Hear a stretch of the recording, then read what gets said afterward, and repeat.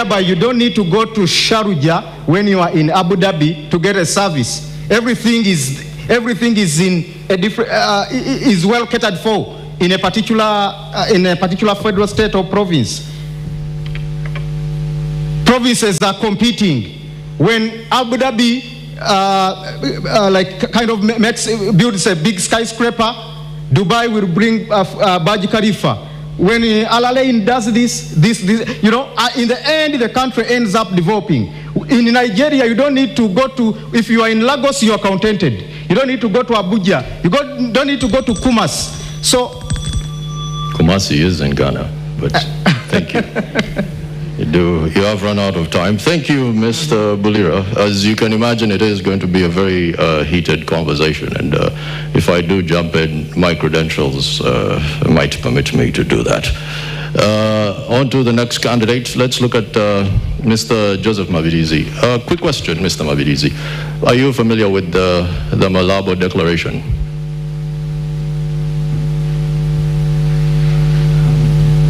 Could you kindly switch on your mic?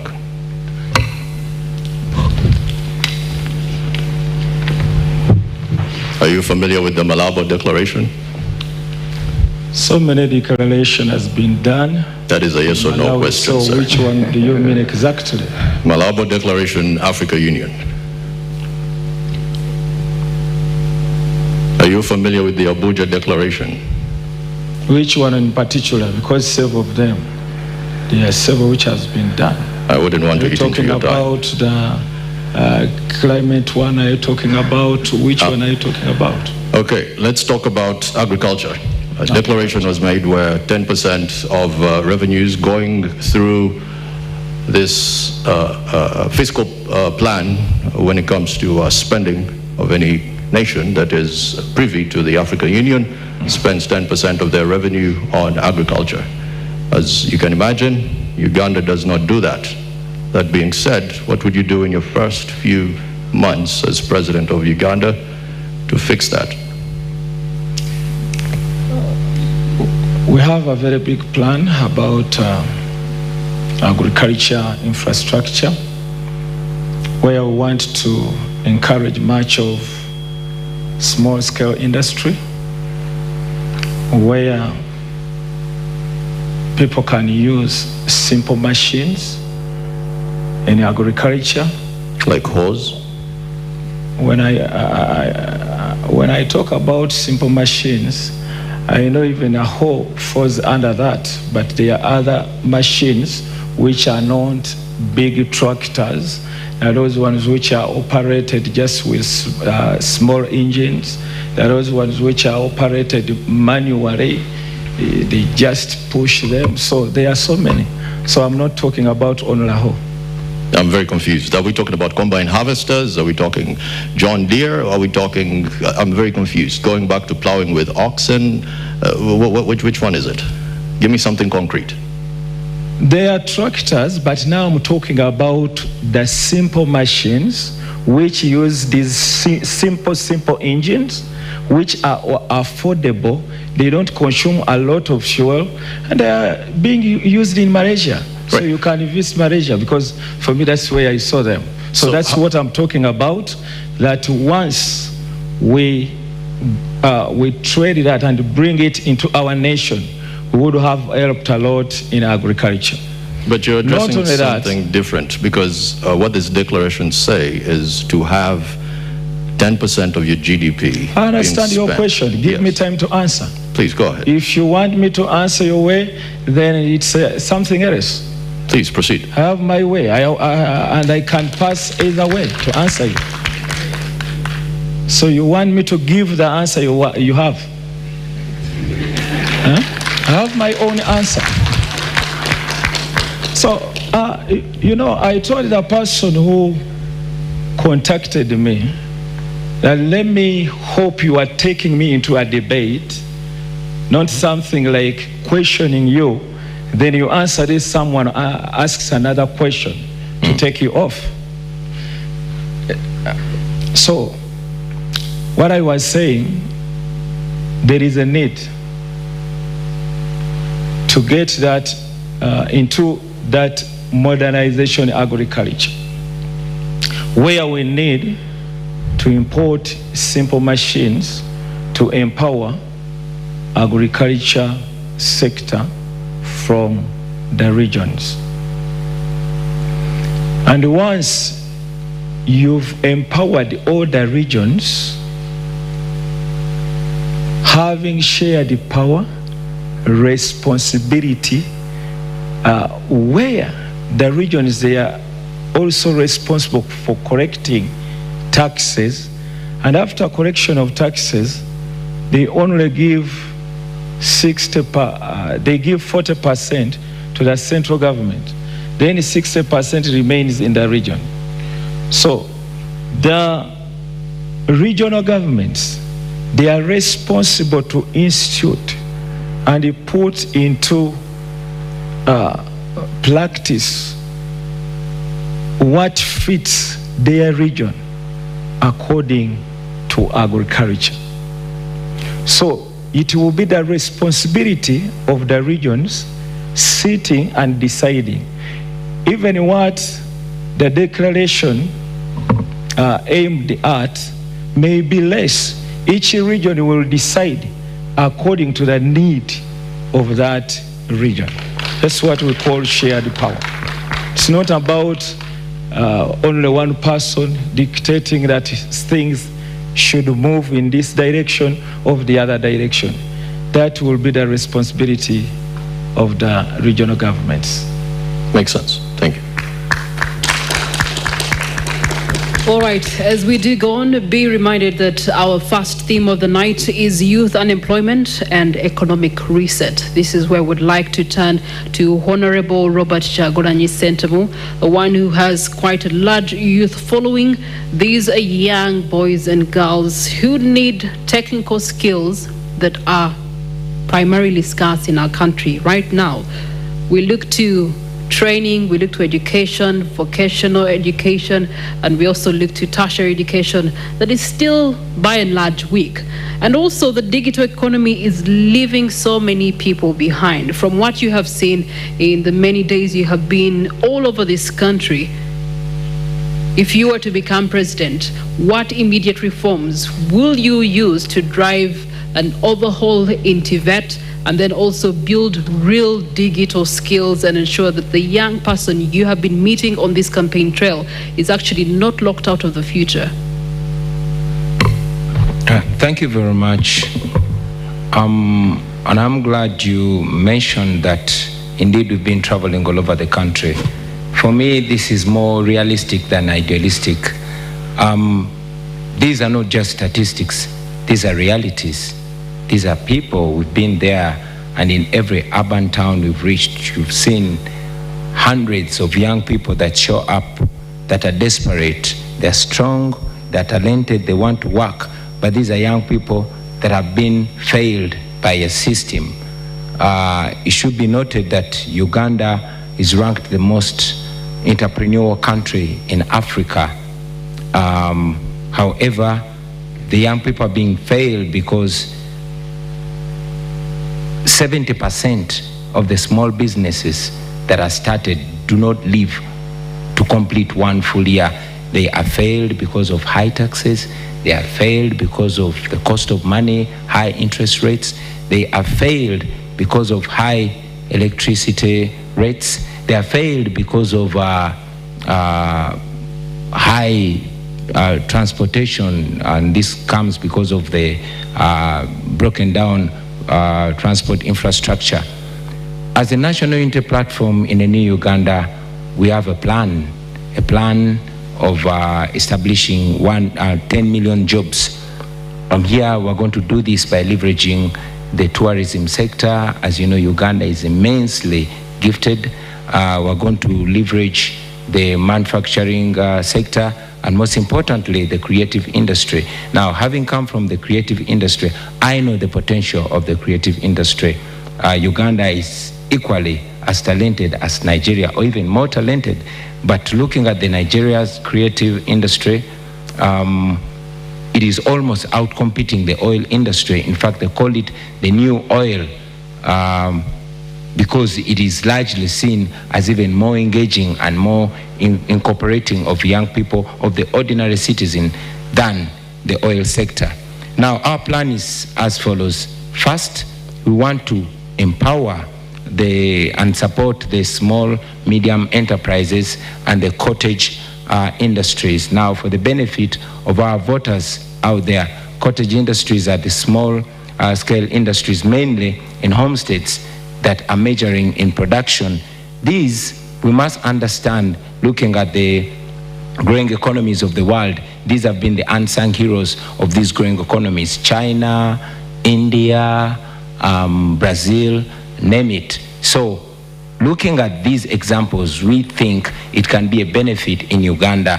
I'm looking at areas, especially these that are near borders, like Arua, like Chisoro, like Kabale. If they are supported, they could boost even production, and they could even boost export, looking at production of textiles. When you say supported, what does that mean?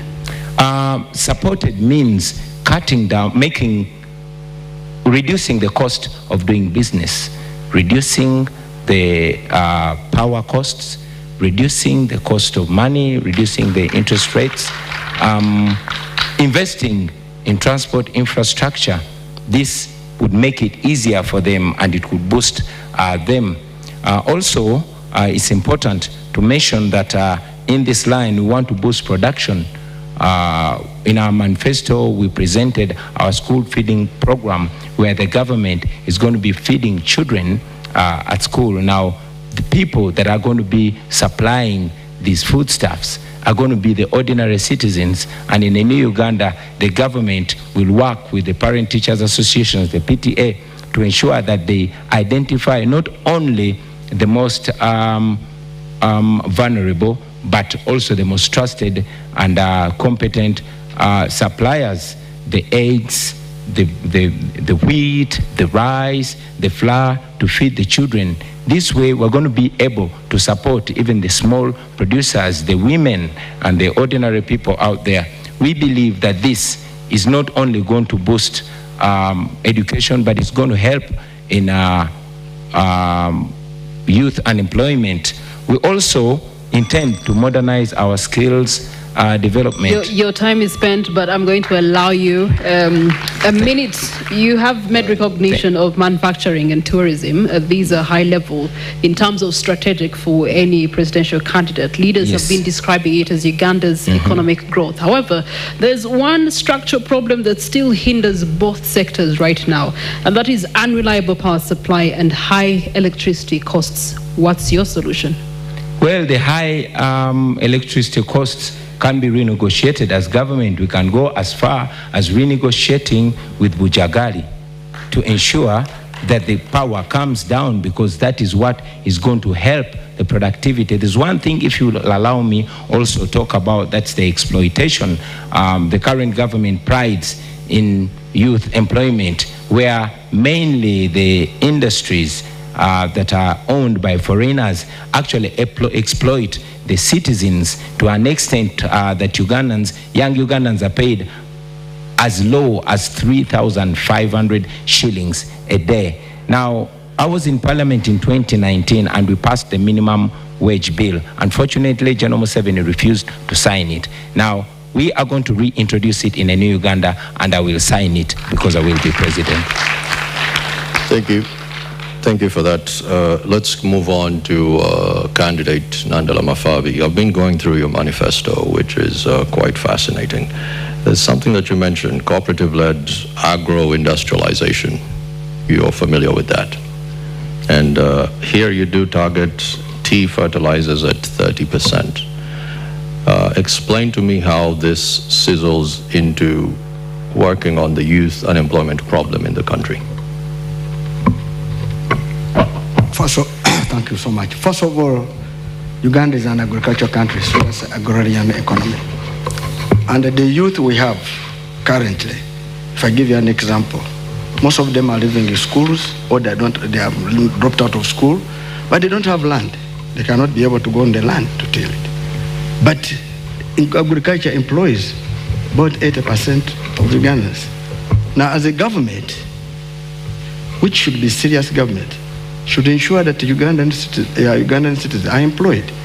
We're looking at skilling the youth, and you skill them in what you have. For example, we skill them in agriculture, we skill them in construction, we skill them even in ICT.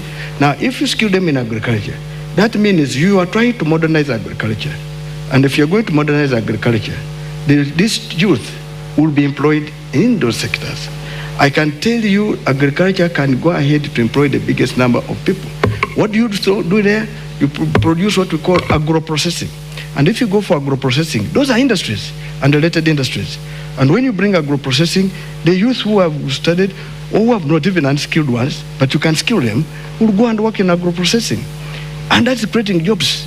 And I can assure you the biggest now where we can create jobs currently is in agro-processing, in the agriculture. And Uganda has an advantage. As I said, God has given us the best weather. You can grow anything. Now, for example, here we used to have 4 cash crops. And the cash crop meant where we used to get cash. That was coffee, cotton, tea, and tobacco. And the cotton you are raising, it is called, the cotton is called white gold. Now, what has happened? You talked about tea. The tea is called magnetic money. Now, the tea, you see, right now as we speak, the soils which have been growing tea have been taken to do other things. But why we're talking about fertilizers, you need to do that land to grow more tea. And currently, even the tea which they are growing, there's a lot of debt which they have not paid farmers. And the farmers are getting discouraged. A good government should not make farmers get discouraged. What should be there should be a mechanism whereby if there's overproduction, you have stores, that is called silos. You must be the one, be the catalyst leading the marketing processes. You must be the one even trying to call incubator industries, whereby you can create an industry and hand over. I'll give an example. I did in fear. Total Uganda, which was, I think, an international policy, they came with a policy of saying younger dealers. What they did, they would give a young man or young lady a petrol station to run, but they would give him fuel to run that petrol station. They would be deducting the margins, but leaving him or some money. Give him a period of about 3 years. They say you must exit, so that they bring another new dealer. And the purpose was to train them how to manage business. Many of them got out and have built their own petrol station. They're up there. If government of Uganda did the same, to do incubation like that, whereby we pattern, even with the private sector. Another example I can give you in the next way. If a company employs disabled people, it gets the tax deductions from all this tax. If government of Uganda wants the youth to be employed, they will be employed. How? You go and say, you employ this youth in agriculture, you will have the following. 1, tax exemption or reduced tax. 2, you will be given some facilities because the youth will be working and earning a living. The tax deduction and what you are giving is creating the young man or younger lady to be employed. I can tell you, agriculture is one of the places we should invest more money, whereby we can have our youth employed. You talked about. I know you're running out of time. I just want you to touch on this, right? Having worked for the World Bank, Rwanda does a very good job in Nyungwe with the tea processing. How would you use that example to address that? I just want you to help us on that. That's actually a positive, because I'm listening to a lot of sense here. Come again? Rwanda is growing a lot of tea in their Nyungwe plantations, and you, having worked in the World Bank, I know you use a lot of case studies. How would you use some of their examples with your experience to make the tea plantations better here? Are you aware the Rwanda copied our proposal, which was made by Uganda? This is why I want you to... So I'm trying to say that what Uganda is very good at writing proposals, but not good at implementing them. I am trying to tell you that this what I'm raising can be done. Tea can generate money, tea can generate jobs. Because I'm saying that when we, first of all, the tea farmers will get money. The processors will get money. The transporters will get money. What I'm trying to say that if our target is to invest in tea, which we are putting in our manifesto, those tea growing areas will be, we have talked about subsidizing fertilizers, putting, you see factories, when you're trying to do a factory, you lead. Because a person going to the bank to borrow money is more expensive. But the government can put a factory and hand it over and tell these people after a particular time, you will have paid the factory for and go away. Currently in our country, I will give an example. There's a gentleman who was involved in the tea industry. What he did, even borrowed money from a money lender. You know Uganda now is being led by money lenders. What happened, the cost became high. He took my minutes. Please. Kindly, yeah. He took my minutes. Listen to me. So, when he could not pay, of course, there was a lot of loss. Our country has been done in such a way that cost of capital is too high. And because even the reason why cost of capital is high is because of government. The biggest borrower is government. So it crowds private credit. And so when someone goes to the commercial bank to borrow, they will say, no money, or they give you at an expense, maybe with more conditions. Now, what I'm trying to say, in the tea sector, if me become the president, I will tell you that it will be a deliberate effort to put industries, to put processes, so that credit, which should have been somebody going there, will be given by government beyond leading it, so that we create jobs in that sector. Fertilizers will be given on subsidies. And I can assure you the tea sector is the best now, because initially we had 4 of them, 4 ranking in. Tea can even overtake coffee. But of course, coffee is still high. In the current situation now, it is coffee followed by tea. Now we're getting a lot of money from tea, but also the marketing process are being driven wrongly. Government should lead in this process. I can assure you, I believe tea will create jobs and will make our youth be employed. All right, thank you so much. Staying matters agriculture, our national anthem does pride in our agriculture backbone, good climate and fertile soils. Gregory Mugisha Muntu, many households are remaining in the subsistence economy right now as we speak, mostly in subsistence agriculture. You do have the standing current government prioritizing agro-industrialization, manufacturing with the incumbent, ensuring that there's a spread out of business and investment parks across the country. But there's also the element of tourism, construction, trade that are low-hanging fruits. Oil and gas, we've been promised that next year it should be bearing us some fruits. There's also works and transport. All these to acknowledge that there's a high failure rate of youth-owned businesses without systematic support in those particular sectors. How do you intend to actually ensure that there's policies, that there's public investment, that there's procurement that is geared towards ensuring that the young people's uptake into these sectors is one that will help them leapfrog from the statistics we know of?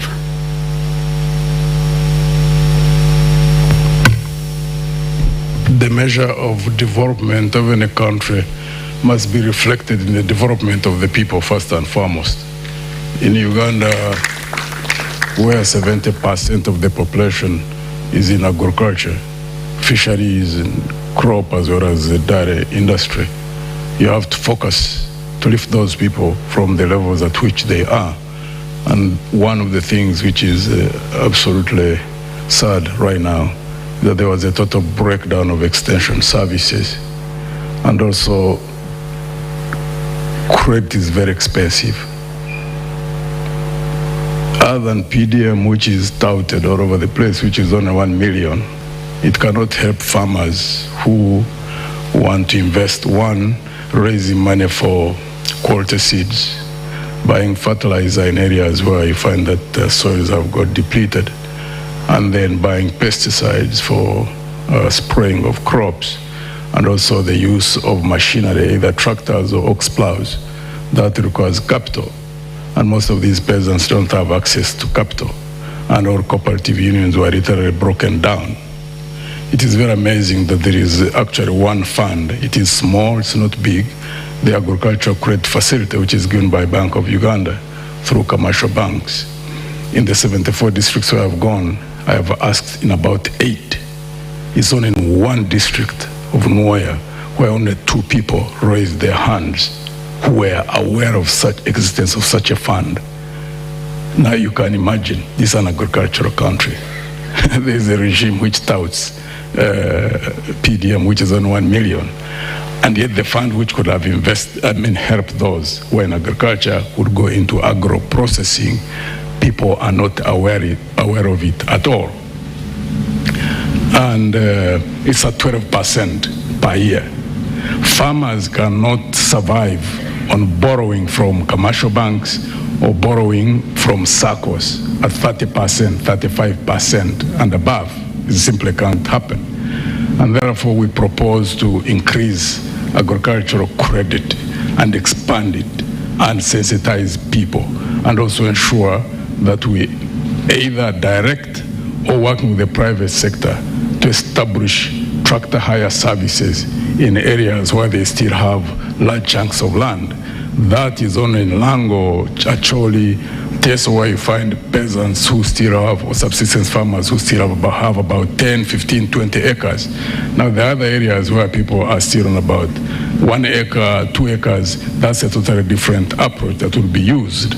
And there also needs to be cheap credit in terms of low interest rate, long-term repayment period for agro-processing.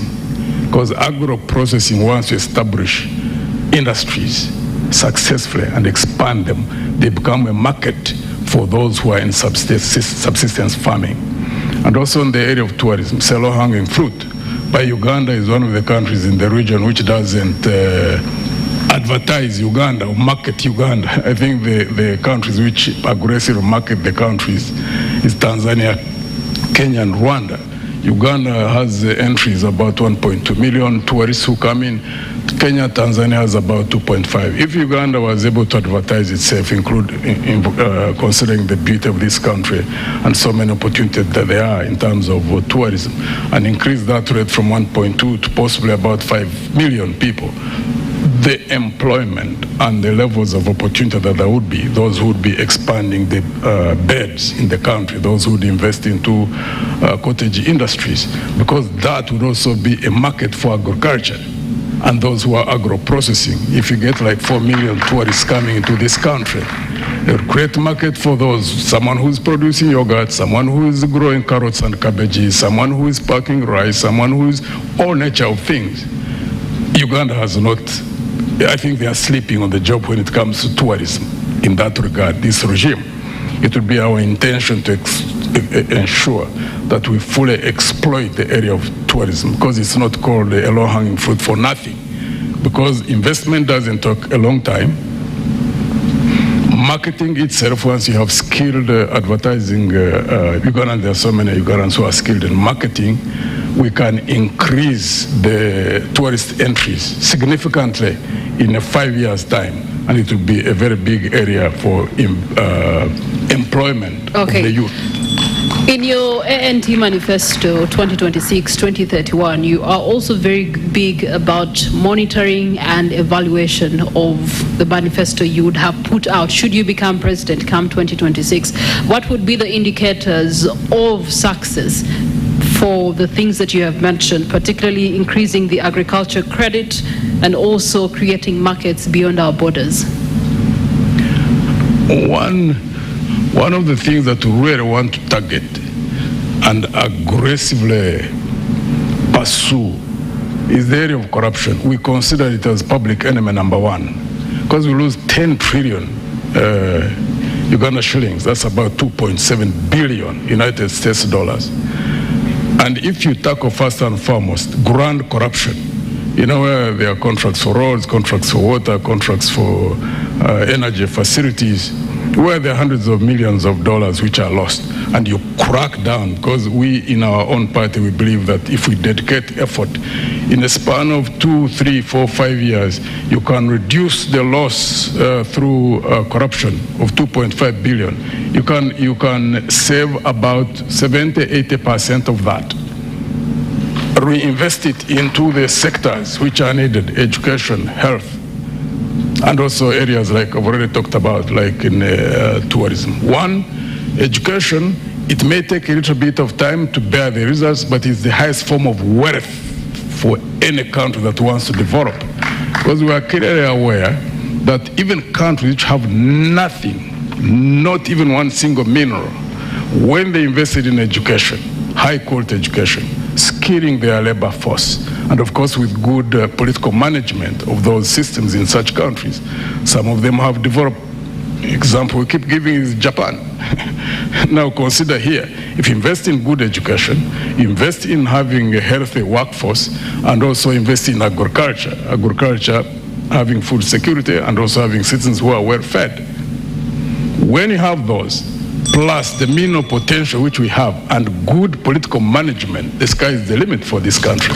And the sky is the limit for your time. Thank you so much, Gregory Mugisha Muntu. We're going to take a short break. As we do so, please be reminded the hashtag that we are running with is NTV Presidential Debate 2025. And we are running on NTV as well as Spark TV, and we are streaming live across the social media platforms, mainly X as well as TikTok and Facebook and our website. Now, there is a poll that is running. Which part of the debate is interesting you the most? There's finance and economic growth, there's health and education, there is also security and governance, infrastructure development. Now, just to extract a few comments that are coming in from our online audience, thanks NTV for preparations. Page 35 manifesto, 4.2 clean water for all, national unity platform shows interest of reducing the cost of 20 litres to 10 shillings. And there's a question there on the possibility in an economy where 50 shillings is no longer in circulation.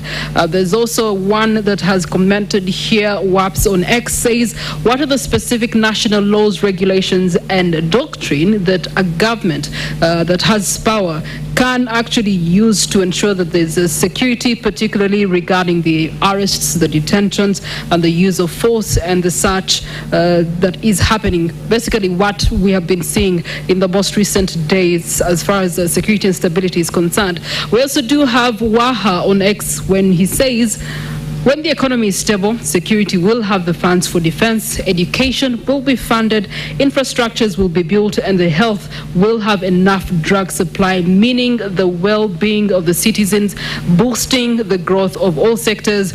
At the end of the day, he believes that economy is the key for him. Thank you so much for your voices. Keep them coming. We take a short breather. We return shortly.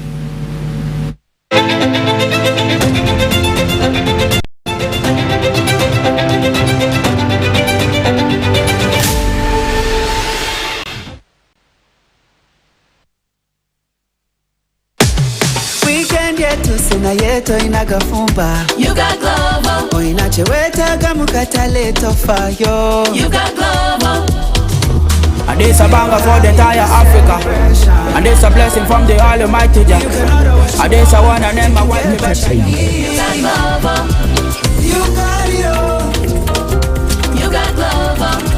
Download the app. Order with Glovo. Track it minute by minute until you receive it in minutes. Ground TV 100%. Are you ready? Hear down there, y'all. Hear down there. Africa One presents Safari Beats featuring the Queen of Dancehall herself, Big Bumper Girl, Spice. From Kingston, Jamaica to Uganda. She's pulling up to explore Uganda and its heritage, taste the Rolex, take a border ride, and light up the stage with a massive concert alongside Cindy Baby, the king herself, Queen Karma, Shiva Karunji, and Winnie Nwaji. 6th December 2025 at Lugogo Cricket Over. Tickets available only on FlexPay, Quicket, and M-Ticket on star 252 star 4 hash. Standard early bird 85k, standard regular 100k, standard late bird at the gate 150k, VIP table of 8 3M, VVIP lounge table of 5M. Powered by Ministry of Tourism, Uganda Tourism Board, Uganda Wildlife Authority, Buganda Heritage and Tourism Board, Nile Special, Uganda Airlines, Intiko Safari Lodge, Mestil Hotel and Residences, and Wazo Dazo. Big things are one. Bang!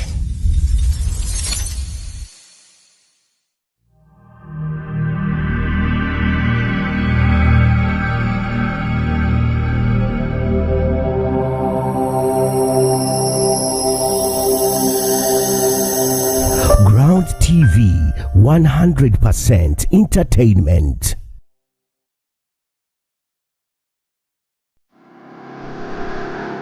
olina obuweereza bwonna nga wandyagadde butuuke ku bakasitoma abo. Sisinkana TechServe munywanyi wo mu buweereza. Ng'okozesa TechServe osobola bulungi okutunda n'okutegeeza bakasitoma abo ku buweereza n'ebyamaguzi. Kati tweyungeko nga bw'olonda ku miwendo gyaffe egitakalubiriza egituukana ne bizinensi yo. Kati kola bu vidiyo obunyuma n'ebifaananyi ku mutindo ogw'ekika ekya waggulu bikuyamba okwongera okusikiriza bakasitoma abo. Weeyunge ku kibanja kya zi bizinesi ne bakasitoma nga bayungiddwa wamu ku TechServe. Muwate obuwanguzi bw'oyita nabwo. Tolinda downloadinga kati app ya TechServe oba otukyalire ku mutimbagano gwa techserve.com otandike awamu katukulaakulanya bizinensi yo. TechServe y'enkola yokka bwe tutumbulira obuwanguzi. Okumanya ebisingawo tukyalire ku mitimbagano gyaffe omuli #TechServe, #MarketYourBusiness. Ku TikTok tuliko nga TechServe, YouTube channel TechServe, Facebook TechServe, ate Telegram TechServe. Oba otusindikire email ku info@techserve.com. TechServe, your one-stop service hub.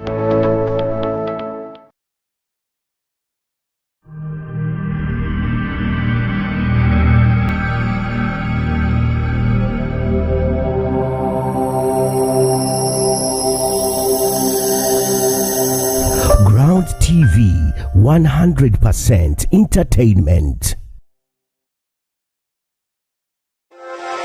Are you looking for a professional company that works with transparency, integrity, and unmatched creativity? Well, look no further. Introducing FIZE Group of Companies. We are experts in general construction of all kinds of structures, road construction services, supply of all building materials, real estates, survey services, title transfer, architectural drawings and plans, electrical installations for both domestic and industrial, fabrication works, both steel and aluminium, construction management consultancy, property management, renovations and modification services, plumbing and tiling works, water drilling and drainage, security systems, exterior and interior designing, supply of modern furniture, and lots more. At FIZE Group of Companies, we deliver nothing but unmatched quality services to supersede every client's expectations and at the most affordable price. So, what are you waiting for? Trust us today for the best and professional services. Contact us on +256 393 208 672. FIZE Group of Companies, the premium brand. Challenge simbula ka oyagala kumulira kwa sad story about my life inakulanisa gataina songa repeated it you busy me busy me busy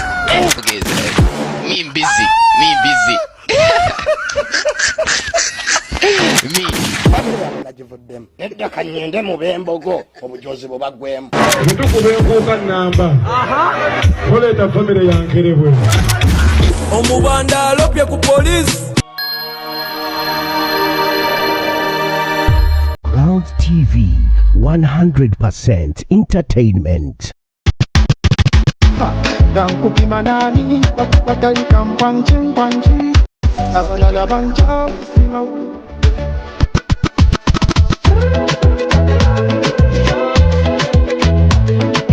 DJ Mosey 256. Nembalasi yomulasi kuvuga ne kuleka mulasi embozi jengendo kubanyumiza tachana chiwala ekyo kyangu embozi jengendo kubanyumiza embozi jengendo kubanyumiza tachana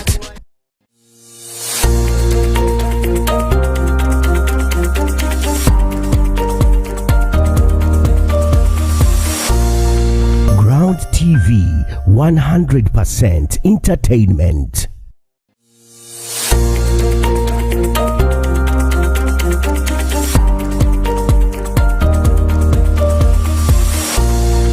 Ground TV, 100% entertainment.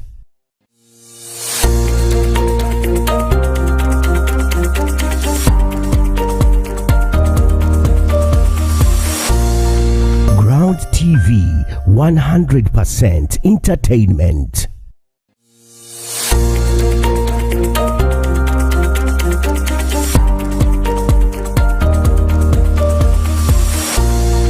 Ground TV, 100% entertainment.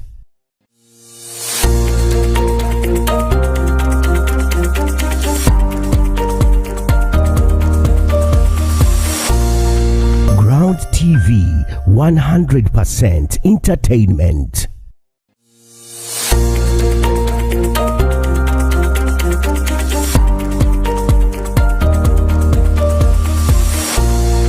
Ground TV, 100% entertainment.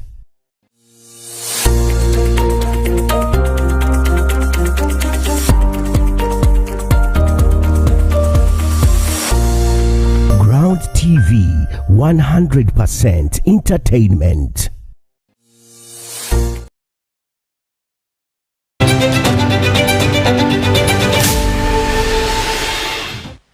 Elevate your experience at Protea Hotel by Marriott Kampala Skies. Wake up to breathtaking city views from our luxurious suites. Indulge in sumptuous buffets and world-class cuisine. Host seamless events in our spacious conference facilities and toast to the skyline with signature cocktails. For unforgettable stay, visit Ground Protea TV, Hotel by Marriott Kampala 100% Skies. entertainment. New Tusker Premium Cider.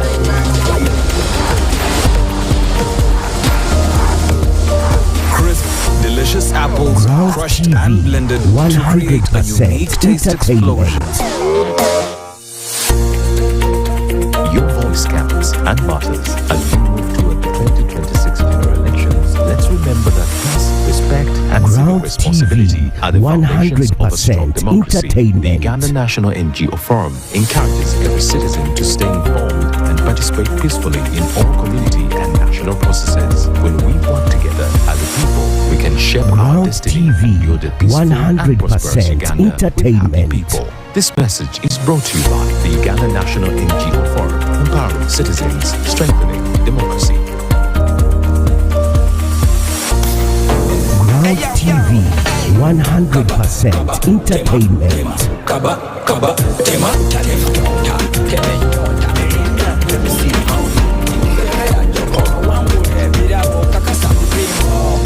Ground TV, 100% entertainment.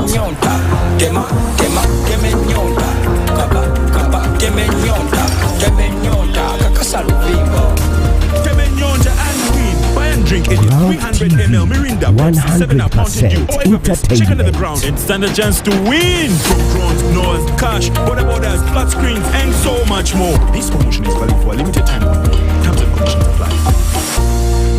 Ground TV, 100% entertainment. ng'olina momo oba olina obuyinza okusasula biyinzo mu ngeri esingayo obwangu wonna w'oli ng'okozesa essimu yo nyiga star 165 sitanya hash oba sikaninga kodi odawunloadinge momo app TV, osasule amazzi 100% amasannyalaze entertainment. school fees n'ebirala bingi nyangu nnyo etaasa obudde bwo sikayo obusisa essimu yo osasule eyo ly'emmomo obwo bwe buyinza obukufuula abasingako.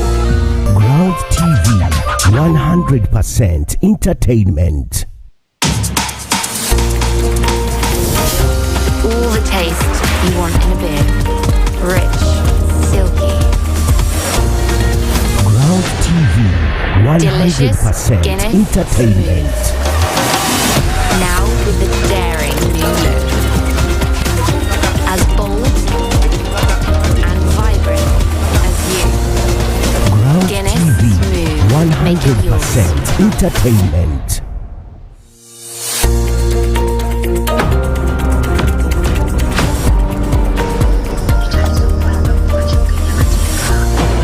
Ground bulijjo TV, okusobola okutuusa 100% entertainment. obwenjawulo nga kulimu n'okwewunda tujja okusimbula nga ddala weewaawo abasasi baffe tetubava ku lusegere nga wamma twetegereza ebyo Ground byebasase TV, 100% entertainment.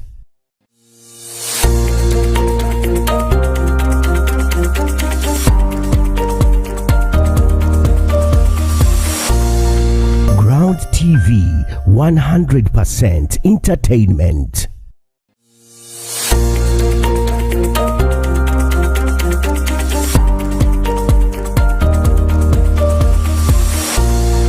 Ground TV, 100% entertainment.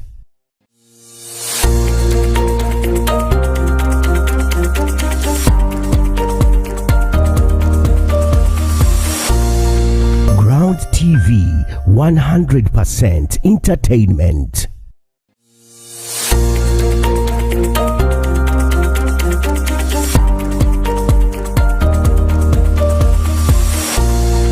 Ground TV, 100% entertainment.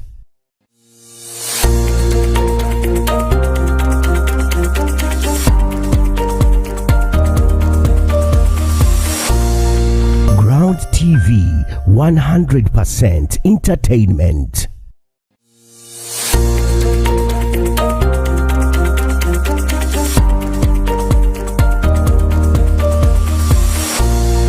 Ground TV, 100% entertainment.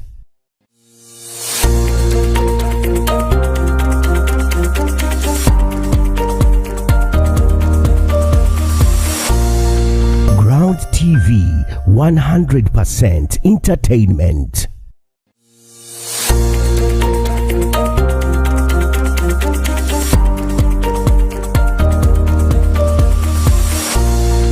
Ground TV, 100% entertainment.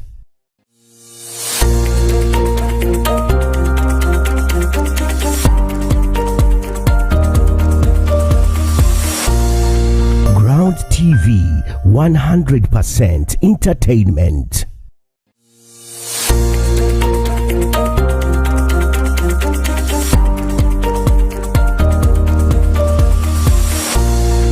Ground TV, 100% entertainment.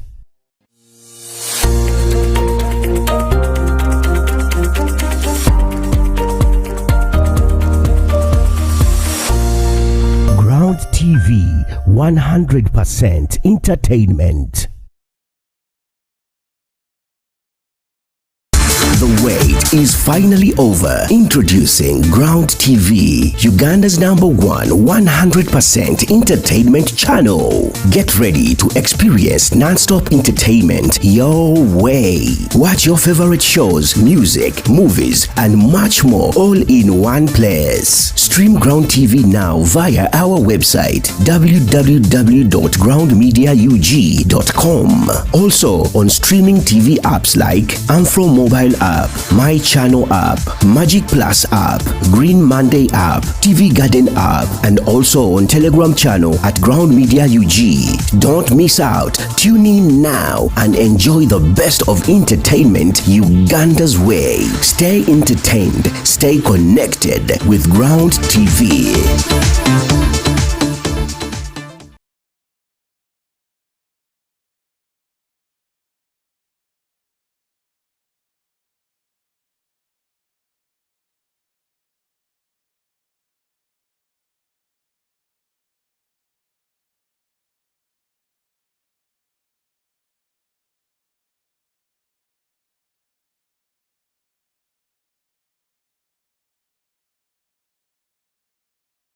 The wait is finally over. Introducing Ground TV, Uganda's #1 100% entertainment channel. Get ready to experience non-stop entertainment your way. Watch your favorite shows, music, movies, and much more all in one place. Stream Ground TV now via our website www.groundmediaug.com. Also on streaming TV apps like Amfro Mobile app, My Channel app, Magic Plus app, Green Monday app, TV Garden app, and also on Telegram channel at Ground Media UG. Don't miss out. Tune in now and enjoy the best of entertainment Uganda's way. Stay entertained, stay connected with Ground TV.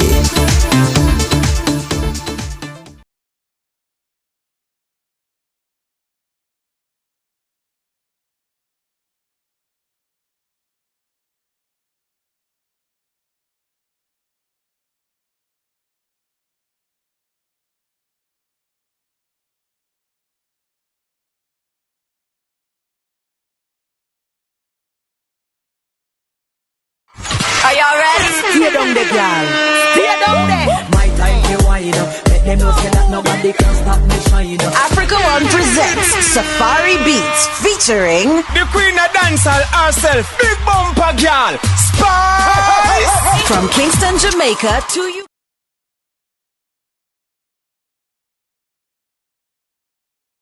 Now we move on to the next critical theme of the night: security, governance, and justice. Arnold?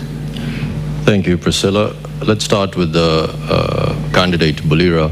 I like that you brought in the UAE, arguably one of the safest countries in the world. Let's look at some statistics. The Uganda Bureau of Statistics, the data does show that 61% of Ugandans feel safe walking alone. Only 61%. This is from the Uganda Bureau of Statistics. With such data, what would you implement to make sure that Ugandans feel safe and ultimately attract foreign direct investment to the country? Thank you. Yeah, thank you so much. Security is so important. It is so important that it can bring down a country. Insecurity can bring down a country within just 1 week. Under our new federal arrangement, we are going to put emphasis on building a more professional army. Professionalism in the security and military forces will curb the useless arrests. Having a decent and presentable army plus police and intelligence, and at the end, the country will be moving forward with other democracies. As the Revolutionary People's Party, we are looking at having a police and intelligence services that don't persecute or torture citizens, but rather help in building the country and bringing about sanity and following the Constitution of the Republic of Uganda. We are looking at strengthening community policing and improving the welfare plus training of our police force. In fact, the RPP is going to change the name of Uganda Police Force to Uganda Police Services. Police, it is supposed to be a service, like in other countries. It is not to be, we are going to demilitarize the police force. The police force, make it a police service, just as it is in Zambia and other countries. Police is going to be a service, not a force. Mr. Museveni did it deliberately to call it a force and keep it calling it a force so that it can be used to cause brutality to innocent Ugandans. So we are going to change the name Uganda Police Force to Uganda Police Services. Then, I'm sorry, I'm not using a lot of English. The English, too much English will come after swearing in. Right now, I know the people we are communicating with. The Wananchi, I want to speak and so that with the Wananchi, I'm going to lead well, understand what I'm saying and what their country should be in the next 5 years. So I'm limiting the too much English. It won't help us. Right now, we want to remove Mr. Museveni, bring back sanity in Uganda. The rest will come. So the Revolutionary People's Party is looking at having a force that will be focusing on internal security mostly. We shall not deploy our military forces out of Uganda on useless battles. Our sons and daughters have died in Somalia, South Sudan, in useless battles. Yet they are supposed to protect Ugandans. Just as you've said, Mr. Segawa, people are not safe. Mr. Museveni went to the bush to bring about sanity and safety in this country. But people are not safe. There is no safety at all. Insecurity is added on the tortures, on the brutality, and the country totally just needs a change. The Revolutionary People's Party is also looking at motivating the police forces. At least the minimum salary a police officer should get will be $500, in addition to an allowance which will be given by the federal governments in the different regions. And we are going to recruit these police officers according to their regions. It doesn't, why does a DPC from Kiruhura, someone is from Kiruhura and is a DPC in Kapchora? Someone is from Bushenyi and is a DPC in Gulu, as if there are no Achoris who can be DPCs in those areas. So we are going to make sure under the new federal arrangement that we recruit police and position the police ranks according to the different regional setups. This is not sectarianism, but it is someone who would well work on, will well serve his people diligently when it's coming from that particular area. We shall have a force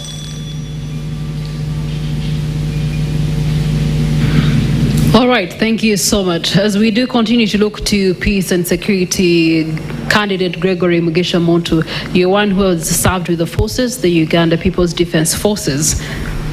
Currently, we see a distortion of order in security in our country. We do have, for example, the Uganda police right now that should be supporting the Electoral Commission in this election cycle. Not new to the eyes and ears of Ugandans. You have seen, and we have seen, deployment of the Uganda police forces as well as the UPDF. We have also seen incidences where the UPDF has captured some people, taken them to the basement, a duty and responsibility that falls primarily under law and order, which should be the mandate of the Uganda police. So we see a breakdown in the system and the dissemination of peace and security in our country. If you were to be elected president, how would you reinstate the rightful order? What's the rightful order anyway to begin with?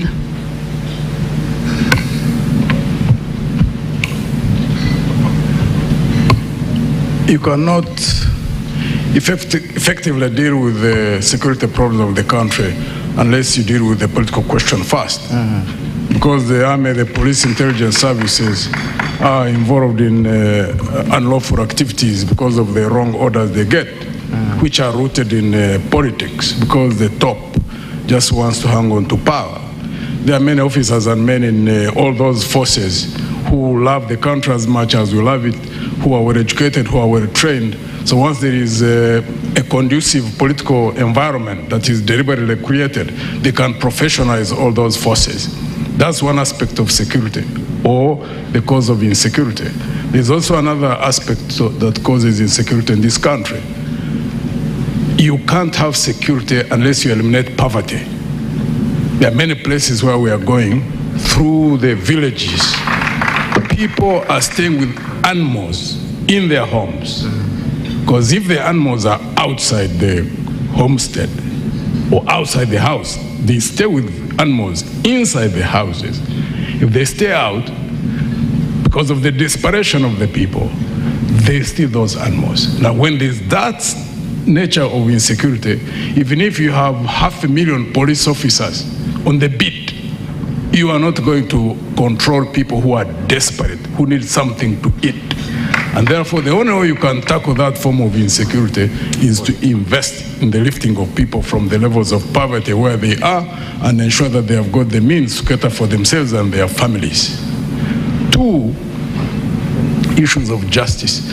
I hear those in the regime normally talk about peace, talking about stability. Peace is not the absence of conflict, it's the presence of justice. So justice and stability and security are more or less interrelated.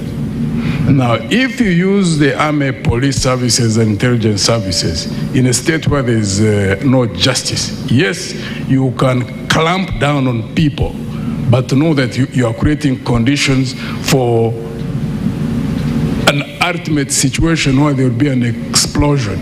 Basically, it will be sitting on a time bomb. And we have seen countries which have effectively done that, clamp down on people because of the police and intelligence services maintaining control over the grievances of people. But normally it's an explosion. That's not the direction we should be moving towards.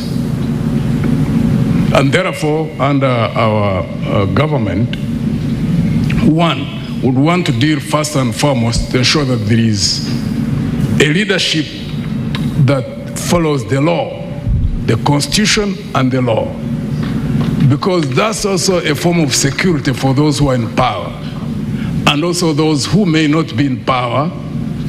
But once there's that realization in those who are in power, that you must operate under the law, then it secures you in the sense that you don't even fear to leave power. Because when you leave power, when you have been operating under the law, you know that you are in the clear, you are not going to be harassed by anybody in terms of reprisals. So to us in Alliance for National Transformation, that's key. As they say, a fish rots from the head. You must have a head up there that is able to understand the dynamics of governance, the dynamics of security, the dynamics of creating an environment in which the best Ugandans who are in those forces, like in the army, there are many Ugandans out there really who do the best that they can, but because of wrong political orders, they are exposed to doing wrong. It's unfortunate, it is sad, but I would like to believe that we are almost seeing the tail end of that kind of situation in our country.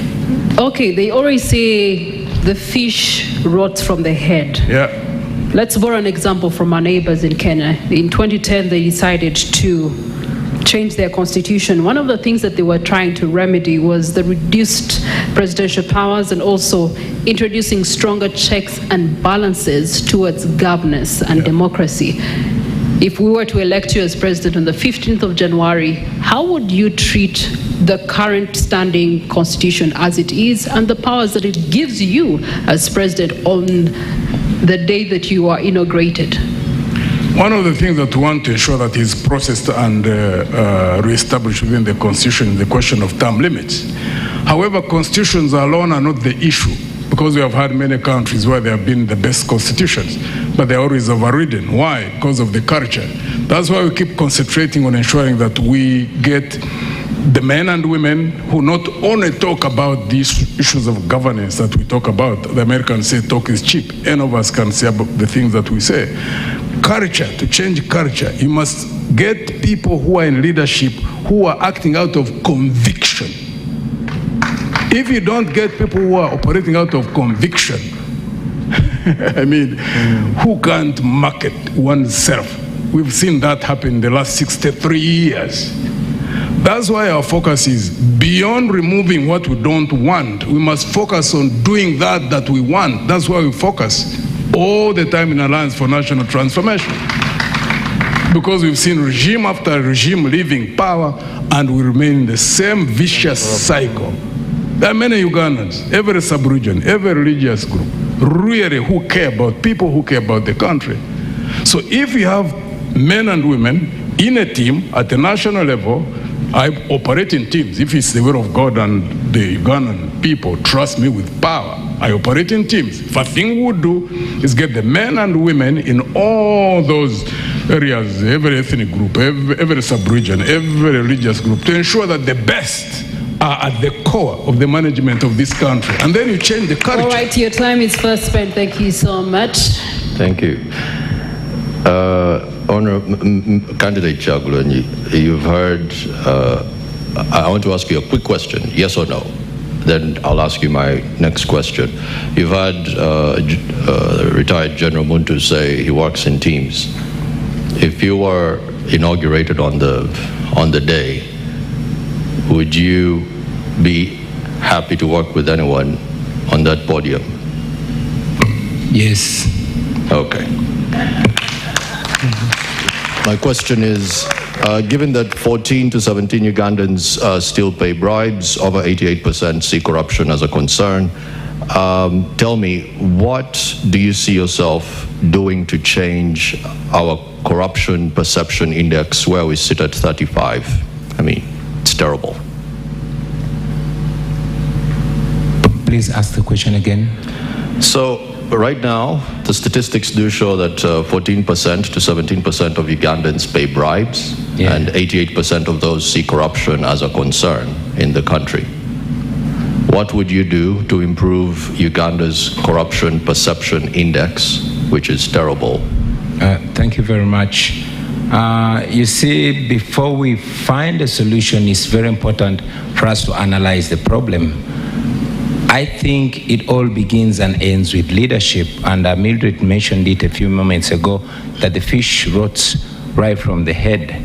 It all goes back to governance. It all goes back to the political will to fight freedom.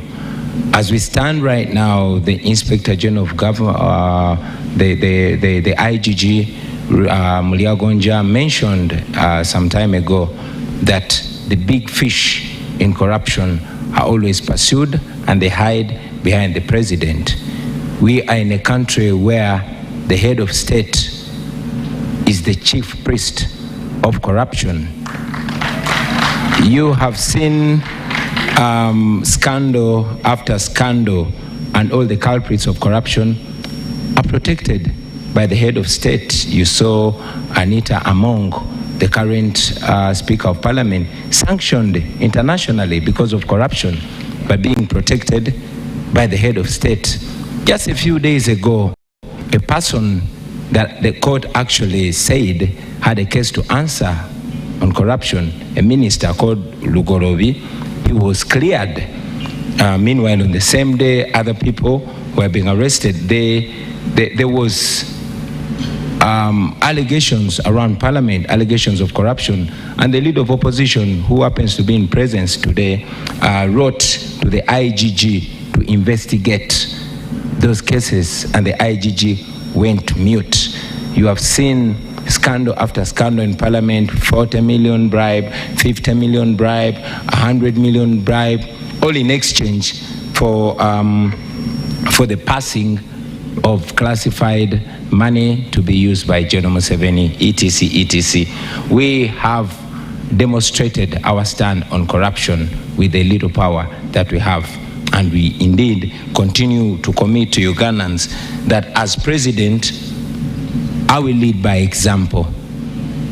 When the president fights corruption, when the president observes zero tolerance to corruption, it goes down to the ministers, goes down to the permanent secretaries, and all the way down to all government officials.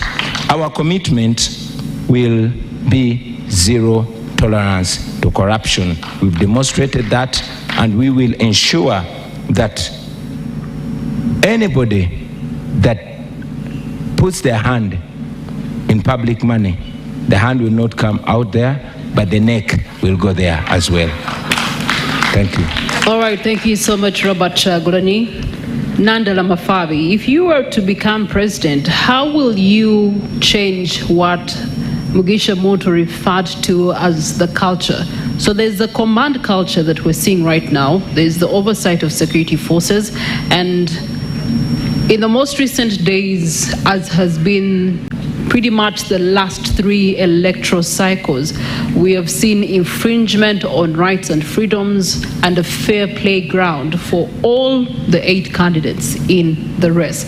Right now, you were 8. You've been able to see what has happened to Mwami neighbor, Robert Chagulanyi Sentamu there, as he was traversing areas of Mukono, Kayunga, the tear gas, and some people, as we speak, are not here with us today simply because of that. If there were some people in your government that were not happy with how you were doing things, how would you deal with them? First, to begin with, security is a cost. Currently, the budget of the current government, security is 9.7 trillion. 9.7 trillion. Instead of creating jobs or investing money in what? Security. And purposely to protect an individual.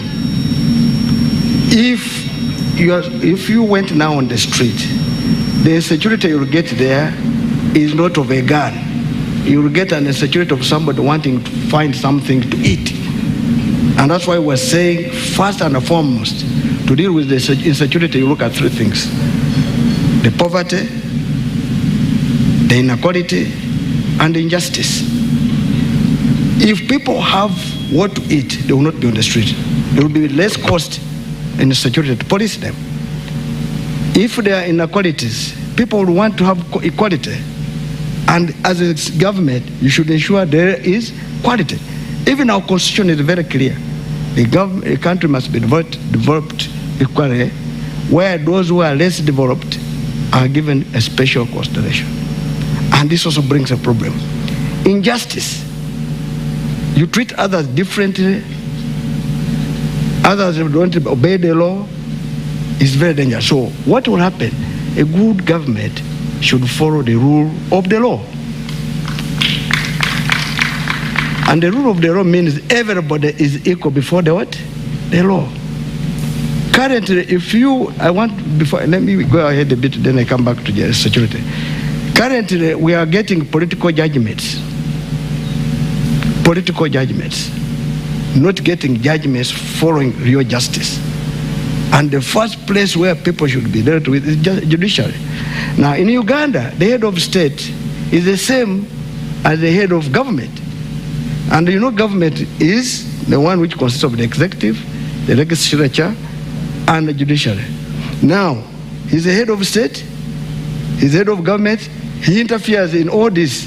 And the first thing to deal with is to reduce the powers of a president. So that's the first thing to deal with. And another thing which for us we're looking at is to restore even term limits and the age limit. Now, what will happen now? If you are not agreeing with somebody, you have no pass as head of state to be able to determine the case.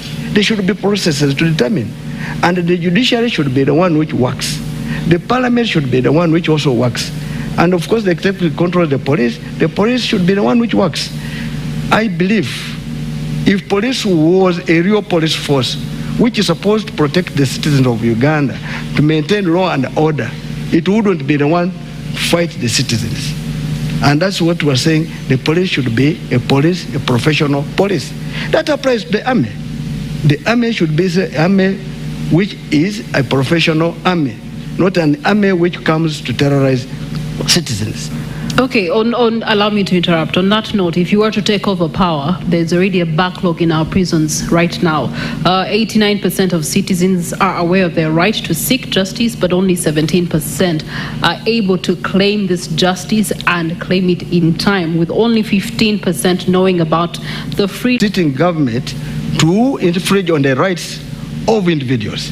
So that's why the human rights organization, the Human Rights Commission, should be one of those enforcing this. The most important is to give capacity to Human Rights Commission, give it capacity, give it resources, and be able to investigate human rights abuses.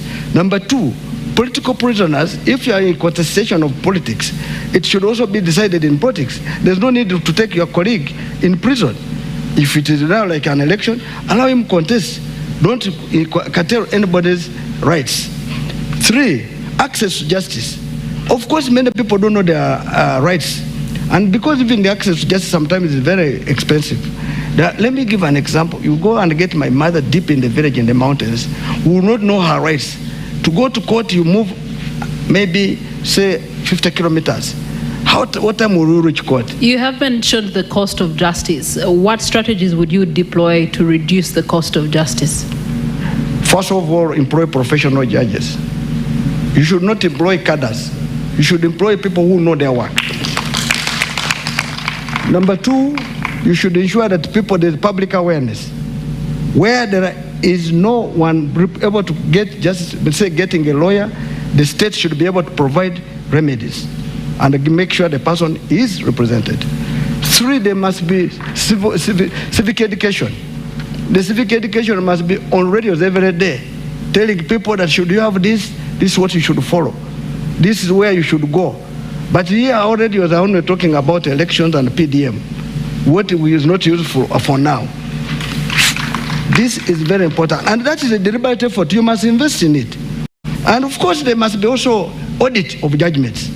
The Judicial Service Commission, which is the one in charge of it, should audit these judgments to confirm if the judge was right or not. Of course, when I meet a judge, I'm meaning giving the magistrate grade 1, grade 2, grade 3 going upside. So we will need that. Also, the other one is we employ people whom have not even investigated, audited. In Kenya, they did it well. Before somebody is appointed, the public talks about them. Some of these people we employ are criminals, and they are the ones dealing with this. Some of them are merchants. So these are the things we should deal with. The public should come out, be public hearing before somebody is employed in the judiciary. Thank you for that. Mr. Mabirizi, there's an act in a certain country called the Posse Comitatus Act, and it basically prohibits the army from operating domestically. From your approach of regionalism, how would you fix the Ugandan army? As we've heard, reports now saying that they will be responsible for protecting the vote after it's been cast, which is domestic approach usage. How would your regional approach address this?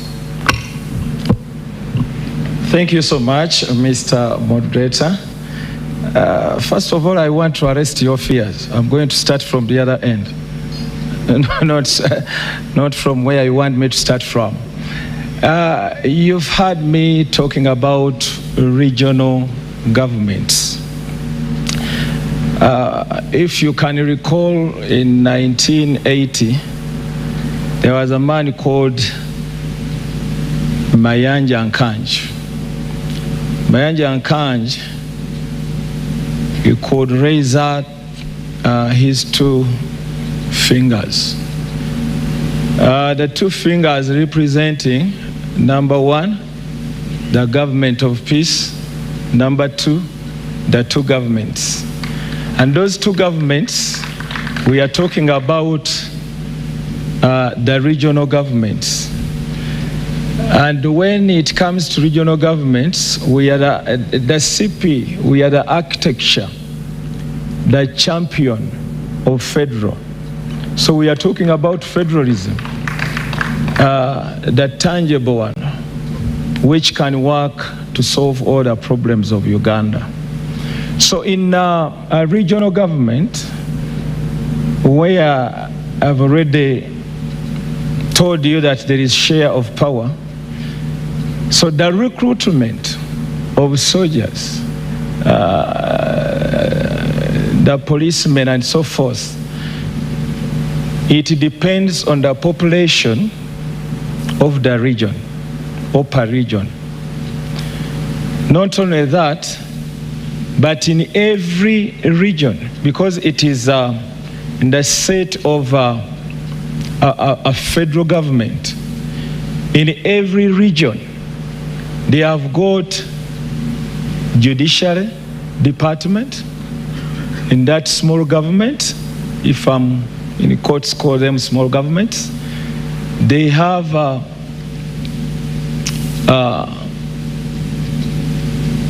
department which concerns with security. They have people who are responsible. They have ministers who can carry out different work in different departments. So with such a setting, you would have waved away or dealt away with only one man having all power on everything. So when you do that, the regional governments cater for their security because they are independent in their setting. These are federal governments. So they cater for their security, though they do work with the central government because it's a shared responsibility. It's a shared way of handling and working or promoting security in a nation. So once you have instituted regional governments, you will not have any problem with security. And when we talk about security, security starts with the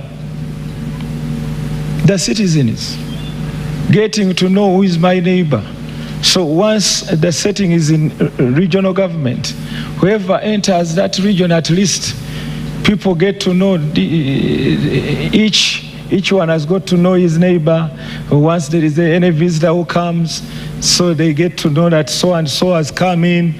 So with that, and having put judicial courts in all those regions, secured jobs for people,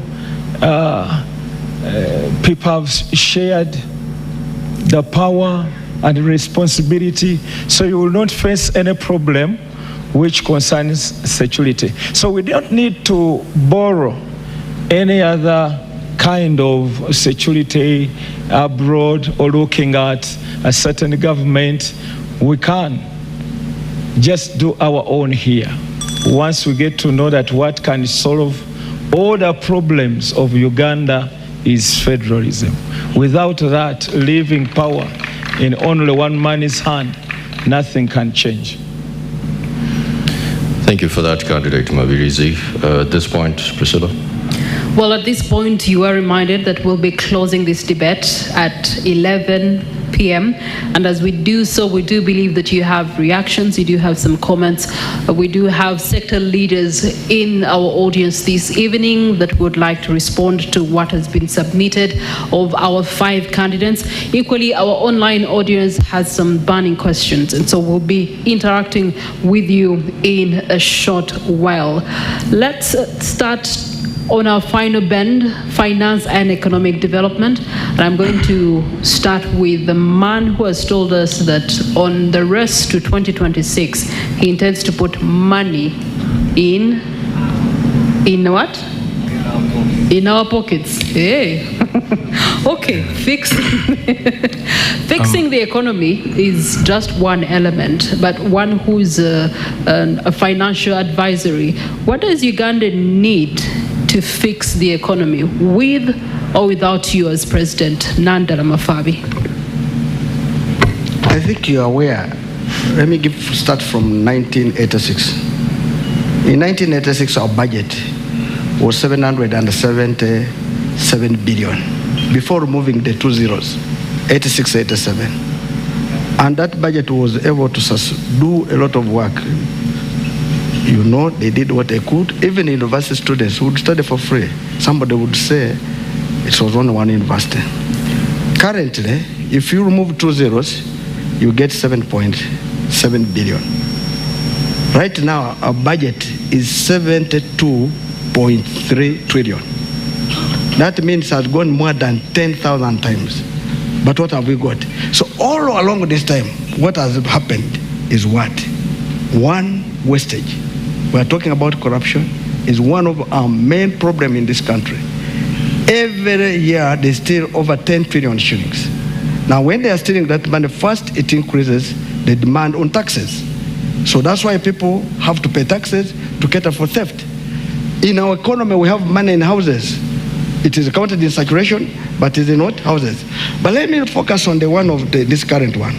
Now 72.3 trillion, yet we are estimating to collect 72.3 trillion, yet we're going to collect 37.2 trillion. It means already we have a deficit financing of 35.1 trillion. What does that mean? It means we're going to borrow. Now, that's what we go. They'll go to commercial banks. I'm sure they're going to go to money lenders like our local people are doing.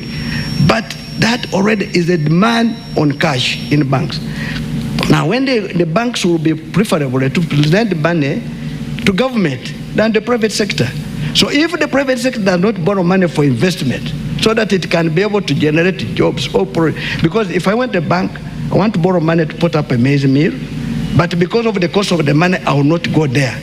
eventually that means that investment will not happen. Now jobs will not be there because the current government will be the one going to the commercial bank to borrow. That's what we're calling crowding credit, which is meant for the private sector. Two, if people don't have jobs, there will be no power to consume. Because if I've got a job, I'll have money to buy goods and services. And when I buy goods and services, that's when I will also be paying good taxes on consumption taxes. But since I don't have capacity, I will be remaining a beggar. Speaking of taxes, I Naloga Priscilla Regina, I am constantly paying taxes. There's more taxes that are slapped on me ever so often. In short, what I'm trying to say is that the tax base remains the same. How do we expand the tax base?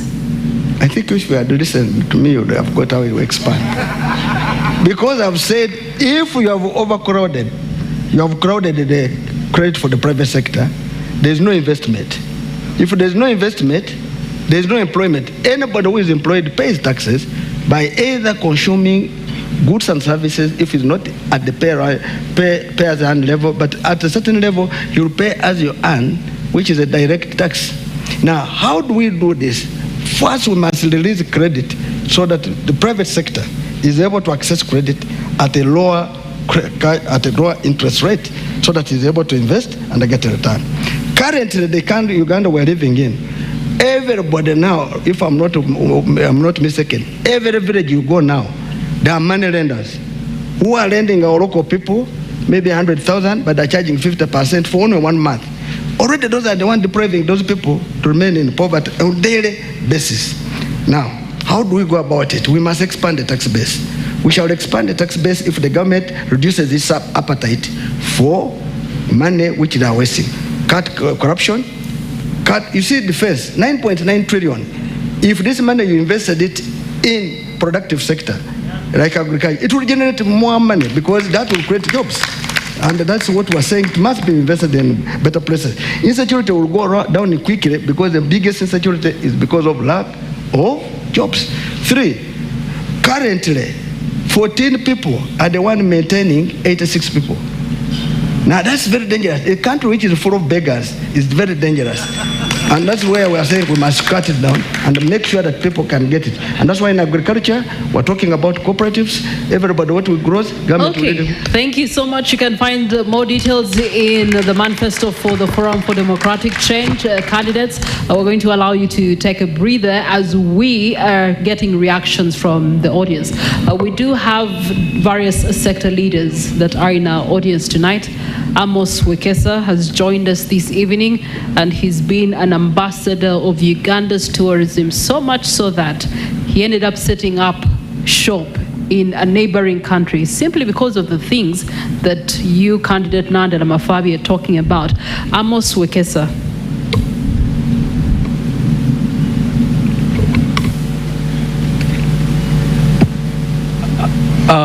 Good evening. I'm not a politician, so I don't know protocol very well. It's been thank you so much, NTV, for inviting me this evening. And thank you, presidential candidates, for very good insights that we've listened to this evening. Of course, I will be a little bit biased that Mr. Honorable Munti did a fantastic job in dissecting tourism.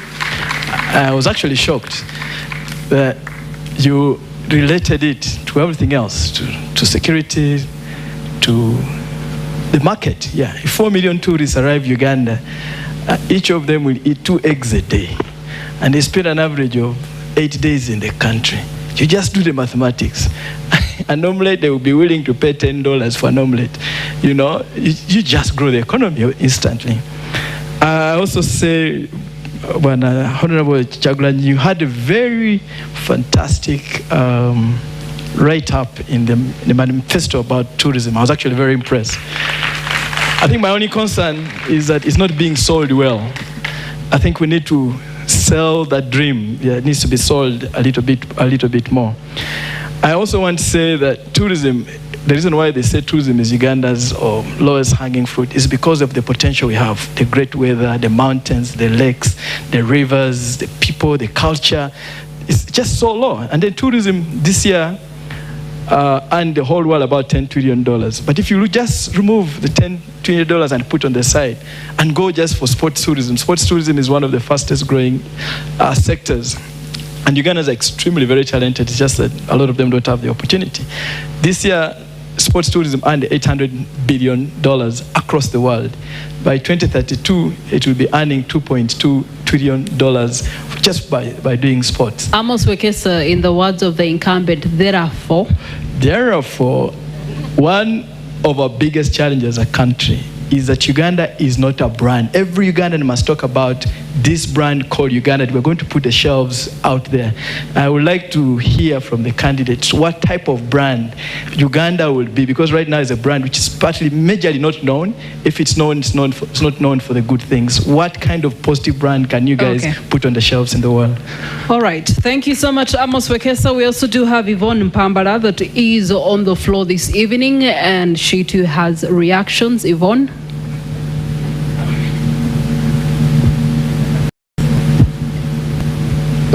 Our online audience, please keep those questions coming. We're going to be turning to them a little bit later on Facebook, on X, as well as TikTok. We're also streaming live on our websites, NTV Uganda, as well as Daily Monitor. Yvonne? Thank you so much for the opportunity. I'm glad that NTV has put a very spirited fight for us to be able to be at this debate. It's very unfortunate that we have three candidates that have shied away or cowered away. That's what I would call it, because it's very key for majority of our presidential candidates to come here and put a spirited fight in terms of what they feel is the vision for Uganda. So I appreciate the candidates that have made that deliberate choice to be here, and Uganda does not take it for granted. So we see you. Thank you. It's becoming very, I would call it problematic from the kind of generations we come from, that, you know, the voter apathy in Uganda has gone high because Ugandans no longer believe in the systems, not even elections. They don't believe in elections anymore. I feel that is one of the biggest problems, because we are going to sit on these platforms and talk and give the visions. Alternatively, majority of you have very good visions for this country, but we don't want to lie that Ugandans might not be listening because they've given up. What is the vision to make Ugandans believe again? Past just the normal words we put out, past the manifestos. Sometimes we are too lazy to read these things. I don't want to lie to you.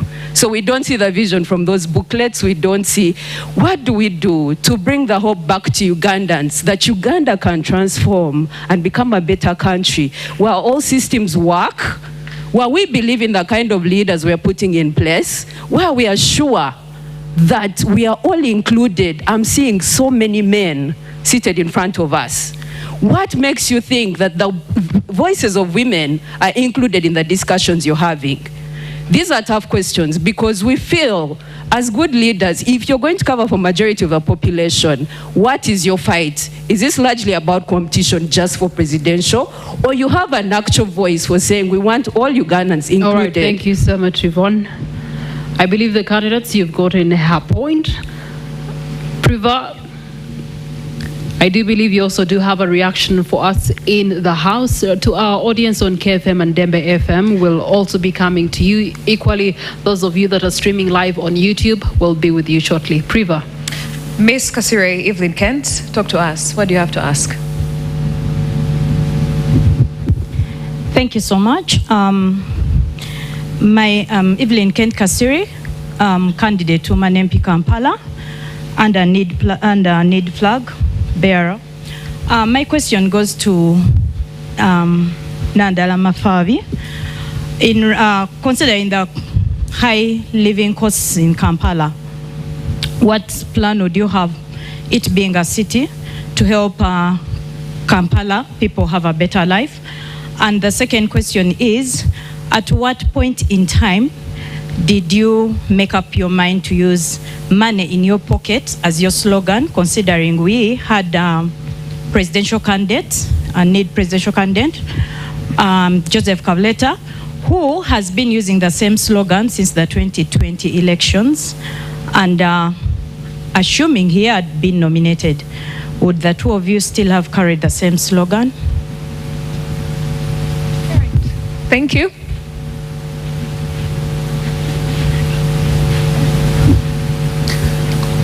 There's another gentleman here. Please make your submission. Thank you. My name is Agaba Mzora, and I'm from ANT Party. I'm also a candidate for Member of Parliament for Kampala Central, representing ANT.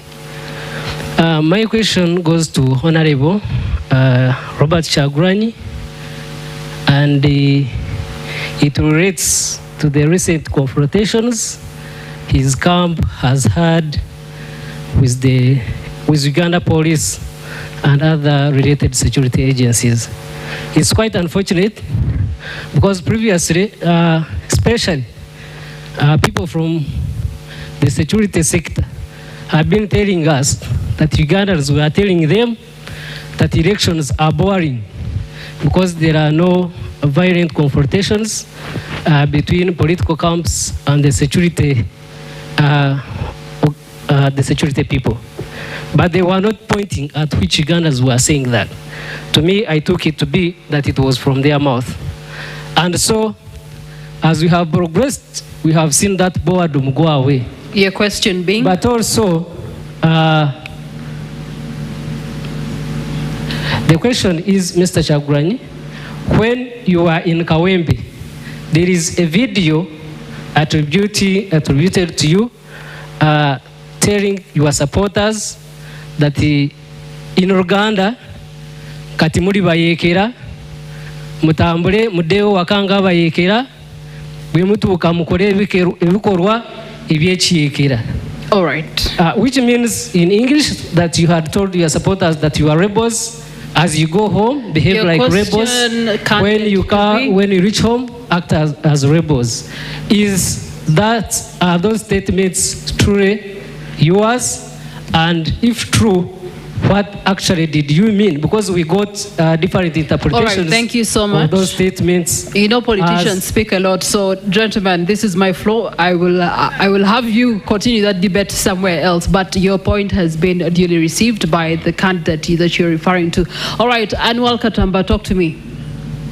Oluzungu ennaku zino lwafuna ebigambo bingi. Njagala y'abooluganda balina ebigambo ebitonotono kubanga obudde butambudde. Waliwo enampisa erinnya njagala nnyo ebyokumpaana waana. Let him first pick a candidate there, then we'll pick somebody else from byonna bikole naye the man John Ken Ruchamuzi neyanzanyo NTV kino kyemukoze kiringa nga senieni kyeyakola mu America. Nze Kivumbi Ernest Benjamin njagala okubuuza ekibuuzo bakandidenti baffe just buli omu ayogere yes or no. Eggwanga lyaffe teribaddeewo na transition yonna eri peaceful emyaka gyonna. Singa omu ku mmwe akwata obuyinza mugenda kusonyiwa President Museveni ne famire ye ku lw'obulungi bw'eggwanga oba mugenda kumusiba? Kale toyanza nnyo toyanze kanfuneyo ekiri mu mbeera ey'abannamawulire. All right, let's keep the questions short and sweet and straight to the point. Let's hear from you. Amanya nze muwadanku nyingi ndi mubaka wa parliament ow'Ekyaddondo. Njagala okubuuza candidate Mugisha Muntu, Mabirizi, candidate Nandala, none yagambye okwogera mu Luganda. Candidate Bulira Frank. From the trend eri mu mawulire ne campaign nga zibadde zitambula kiraga nti Uganda abangi bajumbidde nnyo campaign rallies eza presidential candidate Kyagulanyi Ssentamu Robert. Submission zammwe namwe muwulikisenga abatagala Mwai Museveni kikyalimbudde okwegatta emabega wa candidate Kyagulanyi Ssentamu Robert. Musobola okwekomitinga kati mukirowoozaako nteekateeka zammwe ki bwe tuba nga twagala okweddiza obuyinza nga bannayuganda. Ndowooza njagala okulya tteeka yammwe ku kwegatta emabega wa candidate Kyagulanyi Ssentamu Robert alabisenga yasinze obuwagizi mu public ne mu Honorable Muwadda. Annual Katamba lindako. Annual Katamba noonyeza omwami John Ken Lukyamzi. Then Privan noonyeza omwami gwe bayita Johnson Mayamba. Those will be the two questions we'll take on the floor. Then we will allow our candidates to respond to each one of them. Thereafter, we'll go to our online audience and also give them a chance to interact with their candidate. Presidential debate, RUS 2 2026 elections. Thank you very much. My name is John Ken Lukyamzi, the man. First of all, I would like to thank the NTV establishment for this wonderful organization of a debate of this magnitude. I'm making a comment from an intellectual viewpoint with reference to two presidential candidates, namely Owekitiibwa Mabirizi and Owekitiibwa Bulira. You have made a significant point with reference to your comments on federalism. One of the reasons why Uganda should go in for federal system of government is related to the gross mismanagement of Uganda today. Government is in shambles. If we don't pray very hard, even a military takeover could come in. So when the regions share powers. Honorable ekibuuzo kye kiriwa?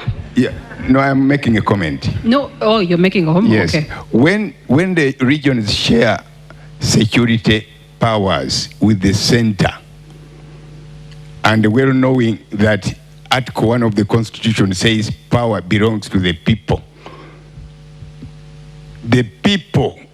by sharing that power on security will reduce the gross expenditure we are giving to President Museveni and his family. A lot of money we are paying all is directed to security. Will insecurity not end? Shall we keep on being... Thank you so much, Honorable. That's a question, that is a comment for all of us to ponder. The regions need that power because under the federal system of government, power checks power. Power from the region checks the State House, for example. But the district has no capacity to check State House on corruption. I hope you understand. Thank you, Honorable. Thank you so much. Let's listen from Johnson. Thank you so much. My name is Johnson Mayamba. I am a journalist. It's said democracy dies in darkness. We have covered this presidential campaign. We are covering the trail. We are covering the debate. And on a daily, a journalist is hurt. In all your manifestos, we've not had ourselves in them. What are your plans for the fourth estate? Thank you. All right. Many questions, 5 of you. I will start with Gregory Mugisha Muntu. Responses to the House. To all the questions? Yes, please, to the ones that were directed to you and you feel you owe them an answer. Okay. Thank you. I think one which was specific was from Honorable Nkunyinji Muwadda, because he was asking whether we are ready to go behind Honorable Robert Kyagulanyi. Well, we are always open to discussions as Alliance for National Transformation, but we've also had experiences in the politics of this country. It depends on the basis on which one would make the conclusions that the country has made a decision. Because I've been in a party called Forum for Democratic Change, and I know that in 2011, 2016, we generated crowds that I have not yet seen in this country. Unfortunately, we didn't take power. So I always know, and I've always spoken out, it's not something that I hide, that winning is one thing, taking power is another. You have to have two different strategies for both. So if we are to sit and agree on the strategies for both, rearrangements could be made. I have no problem with that. Thank you.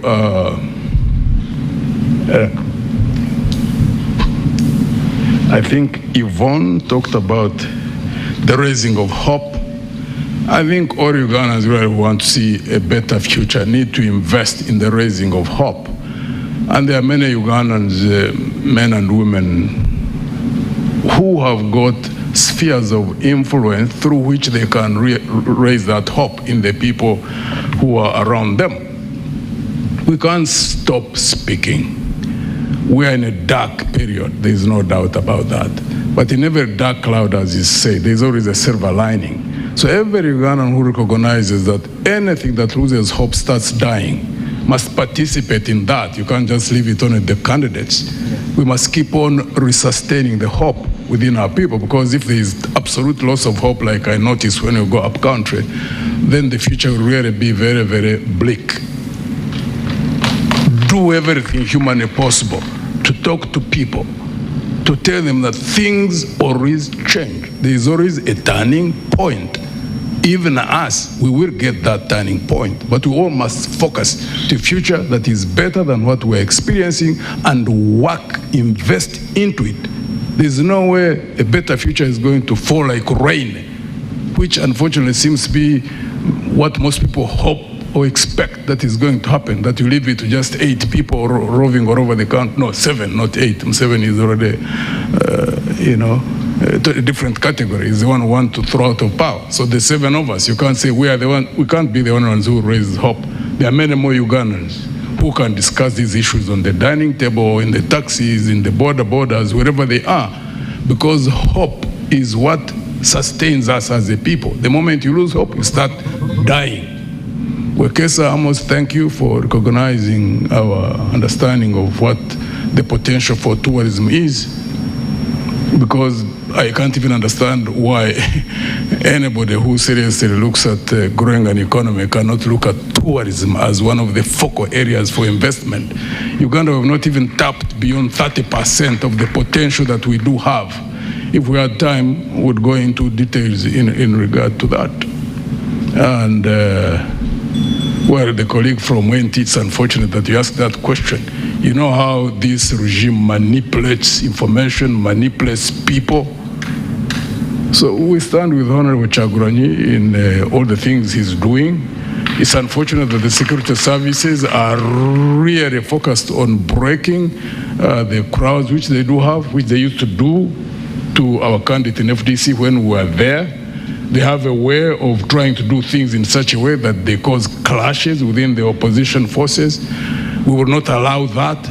Even when we are separate, even when we are running different campaigns, we will stand together against the tyranny of the regime.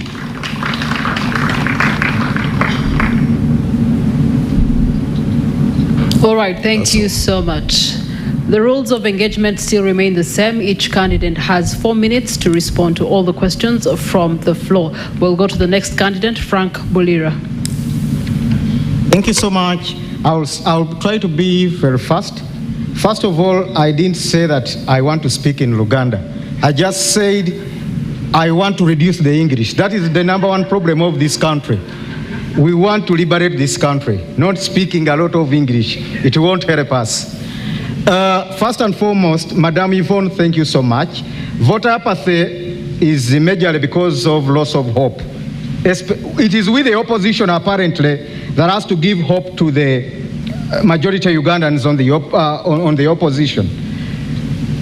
As we speak, the opposition is only looking at how many members of parliament shall we get in order to get more iPod money, not removing Mr. Museveni. That is why, as the RPP, we have not even positioned any single candidate for MP, because people are just looking at getting 50 million because they lost hope. They think and believe that Mr. Museveni cannot go. So they say, Nange kangabanireko wano, let me get a call 300 million. With Mr. Museveni, God will decide. That is the problem. With the opposition, we are now the problem of the country. People are looking for iPod money. For us, we are not looking for iPod money. Dr. Chinji left a great foundation for our party. That is the reason as to why we are looking at removing Mr. Museveni and bringing back sanity in the Pearl of Africa. So, the opposition is majorly contributing on loss of hope and voter apathy. People have lost hope. But I know when I become president of the Republic of Uganda, all MPs from the different parties will join me. They will cross over. I could not waste a lot of efforts and money putting in funding presidential candidates, parliamentary candidates, because the major focus is removing Mr. Museveni and everything will go into the straight line by itself. Secondly, Honorable Mwadanku Nyingi, thank you so much. I respect you, comrade. You talked of coalition or getting behind Honorable Kyagulanyi. I appreciate Honorable Robert Kyagulanyi's role in bringing this struggle where it is. But what you should know, Honorable, is that this struggle started way back from the Kairas, the Dr. Semo Gerere. Dr. Semo Gerere in 1996 had the biggest crowd, which we have not seen. Haji Nassan Jege Sebagala had a crowd, a 1 million march. He didn't even smell at presidency. Retired Colonel Dr. Kiza Besigye. Go and look at the footage of the rallies Dr. Semo Gerere had. Dr. Kiza Besigye had. Dr. Besigye has not delivered us to Canaan. It's unfortunate. The crowds are important, but it has to be a guided crowd with a focus, as General Muntu said. That is the reason as to why Dr. Aggrey Kiyingi was not staying in Uganda and was feared more than the people who are sleeping here in Wakiso, because Mr. Museveni knows he will contain them at the end of the day. They are not even focusing at presidency. We are looking at removing Mr. Museveni. In fact, I would be the person the Honorable Kyagulanyi would rather behind. I don't want Ugandans to be disappointed again, and at the end, they tell you,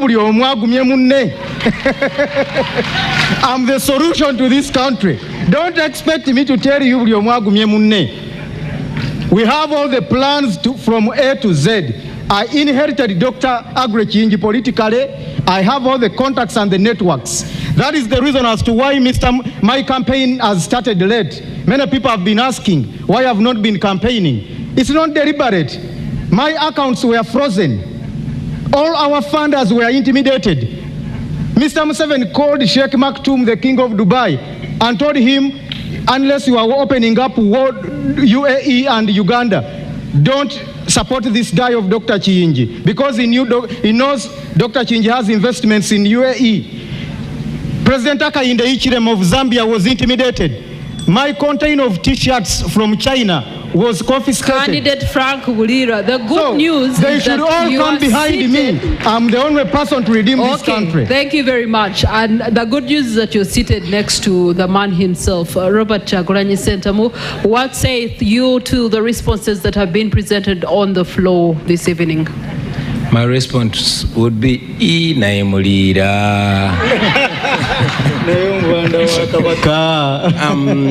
thank you very much, Mildred. I feel at loss because as a present victim of security, I did not get opportunity to be asked for a comment about security, and as a way of blocking and bridging, you would allow me just wrap very quickly my comment on security.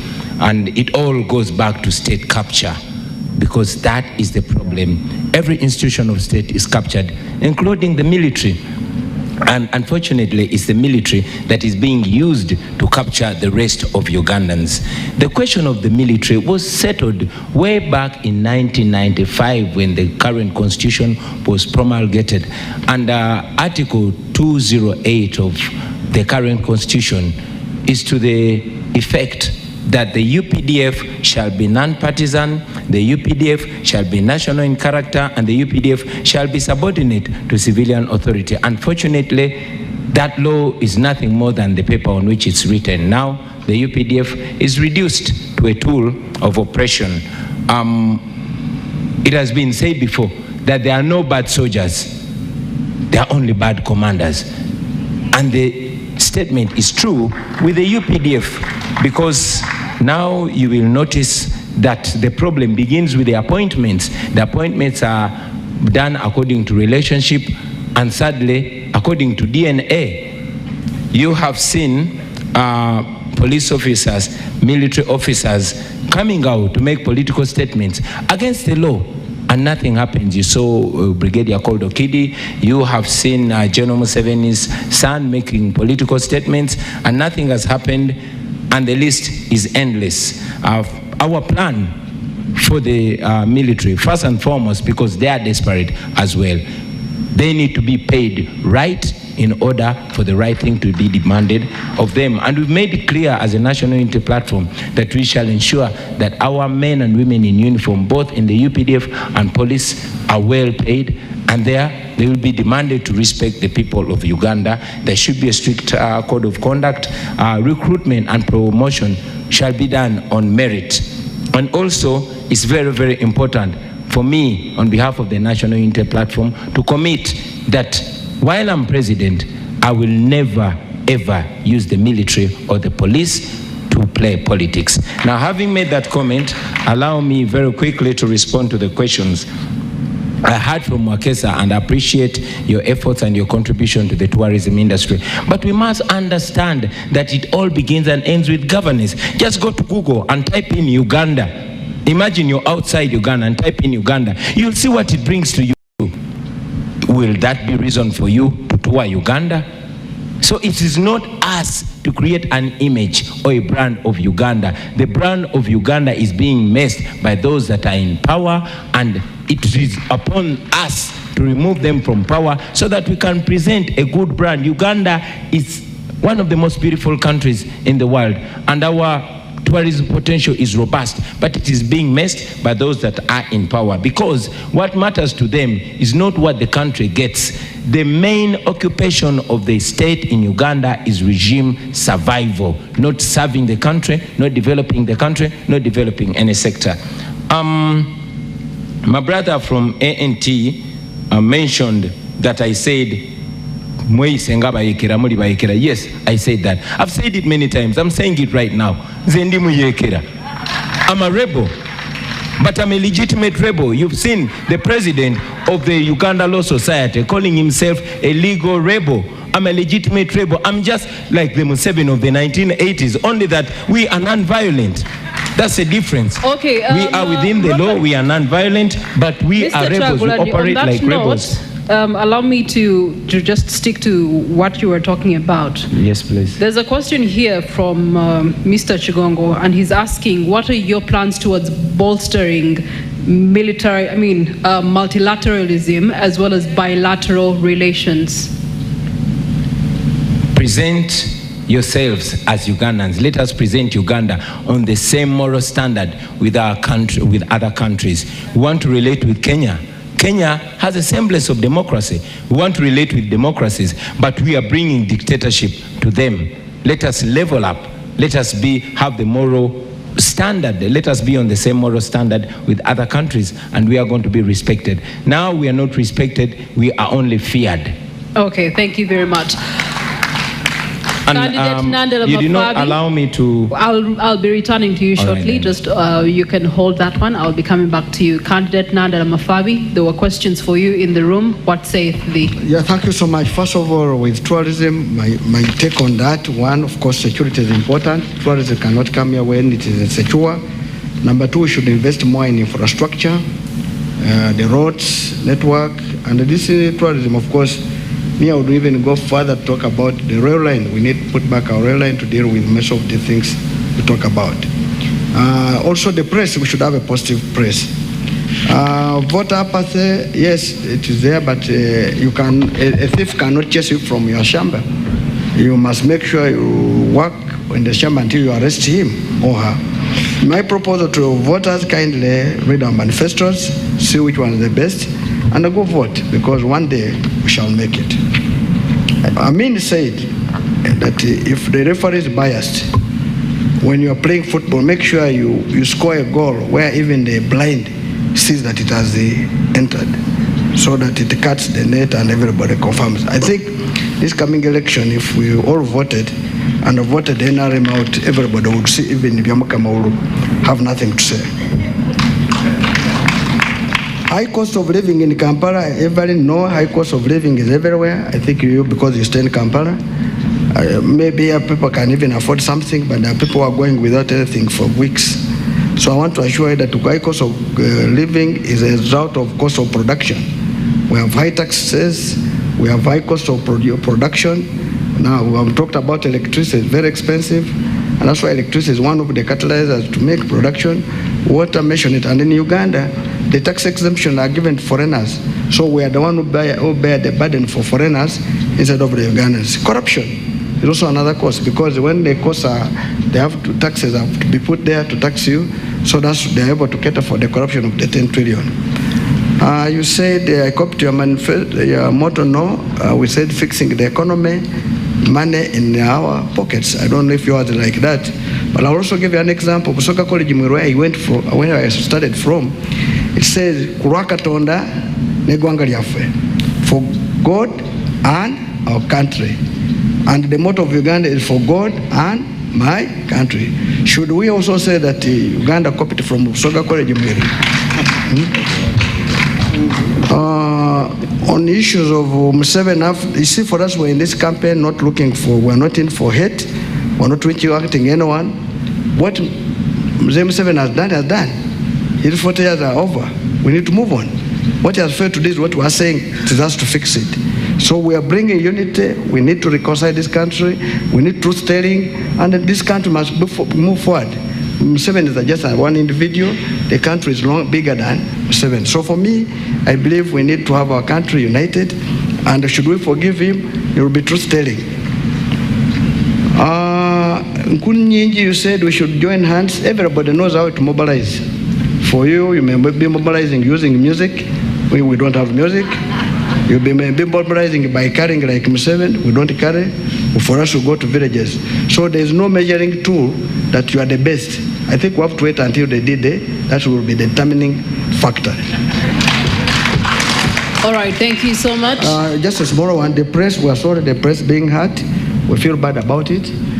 And of course, even this is where I want to make a comment that I think the state should come out clearly.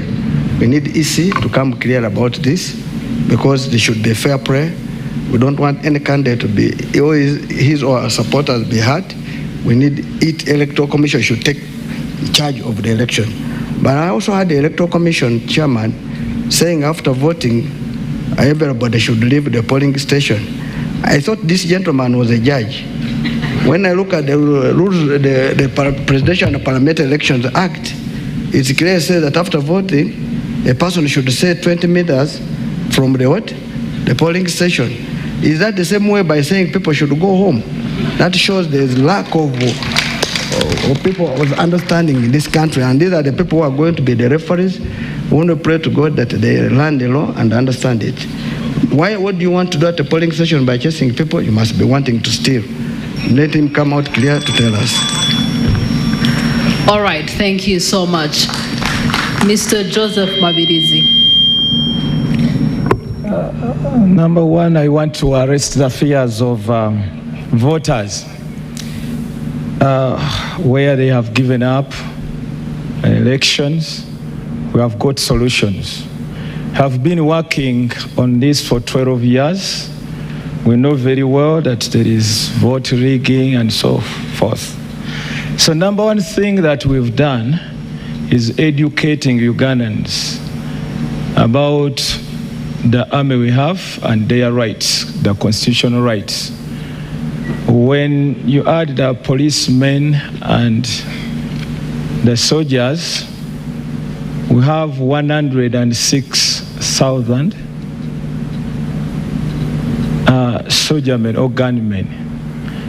And the recent census which was carried out, we are over 45 million, and they did not come to my home.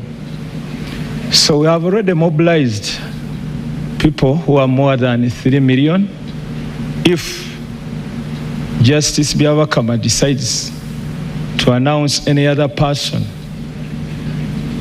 giving our win to another person, then the 3 million people, us who are not cowards, we shall raise and fight against that. Secondly, we have offered a safe landing for the predecessor to be. And we have already written to him. That's also very important. Then Ugandans getting to know that this is the number of army we have. If anybody violates the constitution, we have to raise. That is very important. And whenever we have gone in this nation, we have carried out baton campaign along with mock elections whenever we go. And that has helped Ugandans to know that the current regime has no support, because whenever we go, we get the ballots, people vote, and there is no place where this regime has got more than 4 votes. So that one is already now known. There was a question about the journalists. You are covered. Once there is good governance, you don't face all what you are facing today. Then when it comes to the question about joining Kyagulanyi, I sat with Mr. Kyagulanyi Slice in his house. Then from there, I wrote to him twice. I'm born again. We sat in your house. You don't recall me coming to your house in Magere? You have forgotten? Say, I did. I'm born again. And I have written to these presidential candidates about joining hands. They endorsed, they received the letters. They didn't turn up. So what do you want me to do? Then another thing, these people opt for going to courts of law, yet we know that the courts, they are in the hands of just one man. Then they are promoting the governance, which is the same as the one we have. For us, we advocate for federalism. So our plans are so different. That's why we cannot join anybody.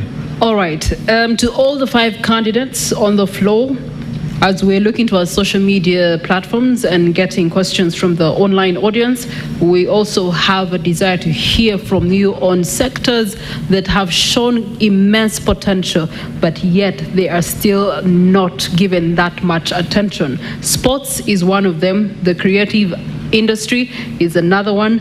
And of course, some people have not had responses of candidates regarding protection mechanisms for the 4th estate. That being said, as you prepare your responses, turning to our social media platforms, someone has put a crying emoji and said, but help me.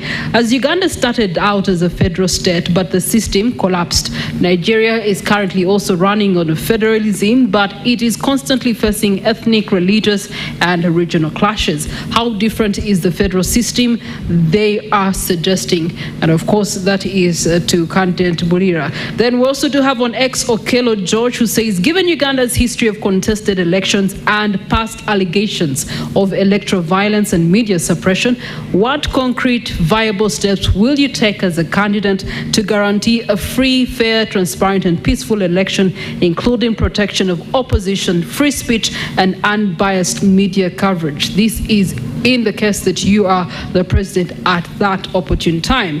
We also do have Rango3_8 on X says, Uganda has one of the youngest populations in the world.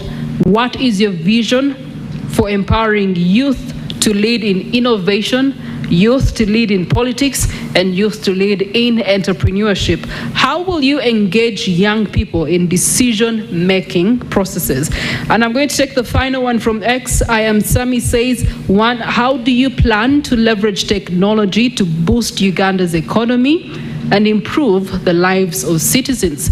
2, what strategies would you implement to increase access to digital services, especially in rural areas?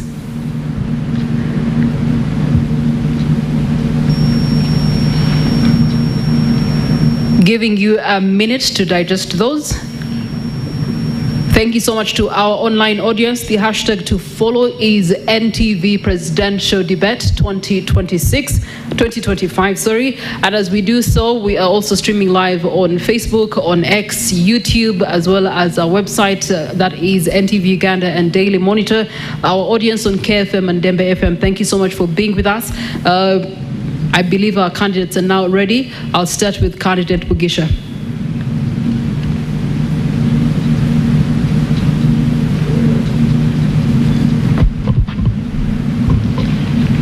The areas which have high potential but where there hasn't been adequate investment, as they have indicated, like in sports, like in the creative industry. The unfortunate thing is that that process really starts from primary education. Our primary education, the foundation of our primary education system is not being well designed, because you get to understand the different intelligences of the different people between 5 years to 10 years. That's where you get to understand how people have been wired different. We have concentrated more on the academics, and therefore many people who have got talent, like who could be the best of sports persons if there was investment in them, those who are in the creatives, those who can use hands for their skills, is lost at that point. We would have to redesign that. So at the moment you detect that someone is talented in sports or in the creatives or in skills in using their hands, then as they go through the academics, but you specifically invest in those and put their specific institutions at a higher level, that would make them international grade in whatever they are doing. And that helps in many, many ways, because we have seen sports persons, like in countries where they are in the long distance running, or like who are boxers, or like who are good footballers, become almost adverts for their countries, or those who are in music, and also in terms of creating jobs once they expand the industries in wherever they are. So that requires people first who understand that. Unfortunately, this regime seems not to understand that. We do understand it, and therefore, if it's the will of God and people trust us, it is one area which we will invest in heavily. Why? Because human beings, the way we are created, the only way you can enjoy your life on this planet is not just because you get money, but when you do things in which you are wired to do, fulfilling what is being all right, thank you so much. Frank Mulira. Thank you very much. I will try to be fast. First of all, on the case study of Nigeria that you were giving, I think that is an isolated case. I need you to also look at other countries that are being run on the federal system of governance vis-a-vis other countries which are not moving under the same system of governance. Then looking at the issue of creative industry, I think here there is a big weakness by this government, especially in promoting talent. I don't know whether they are just selfish or I don't know. It's like these people were just imported and they are in a wrong country, governing a wrong country. It's like they are just passing through Uganda, going somewhere. Because of late I saw the She Cranes trying to fundraise for money to buy air tickets. She Cranes, they are representing Uganda. Can you imagine? Going to businessmen, Ham and others, looking for money, upkeep, and you see people kneeling down before Mr. Museveni in the State House, getting sacks and sacks of money for self-enrichment, and you think you are promoting talent in a country. I've seen money being embezzled in the National Council of Sports, but when you go to the Gogo Cricket Oval, it is really in a sorry state.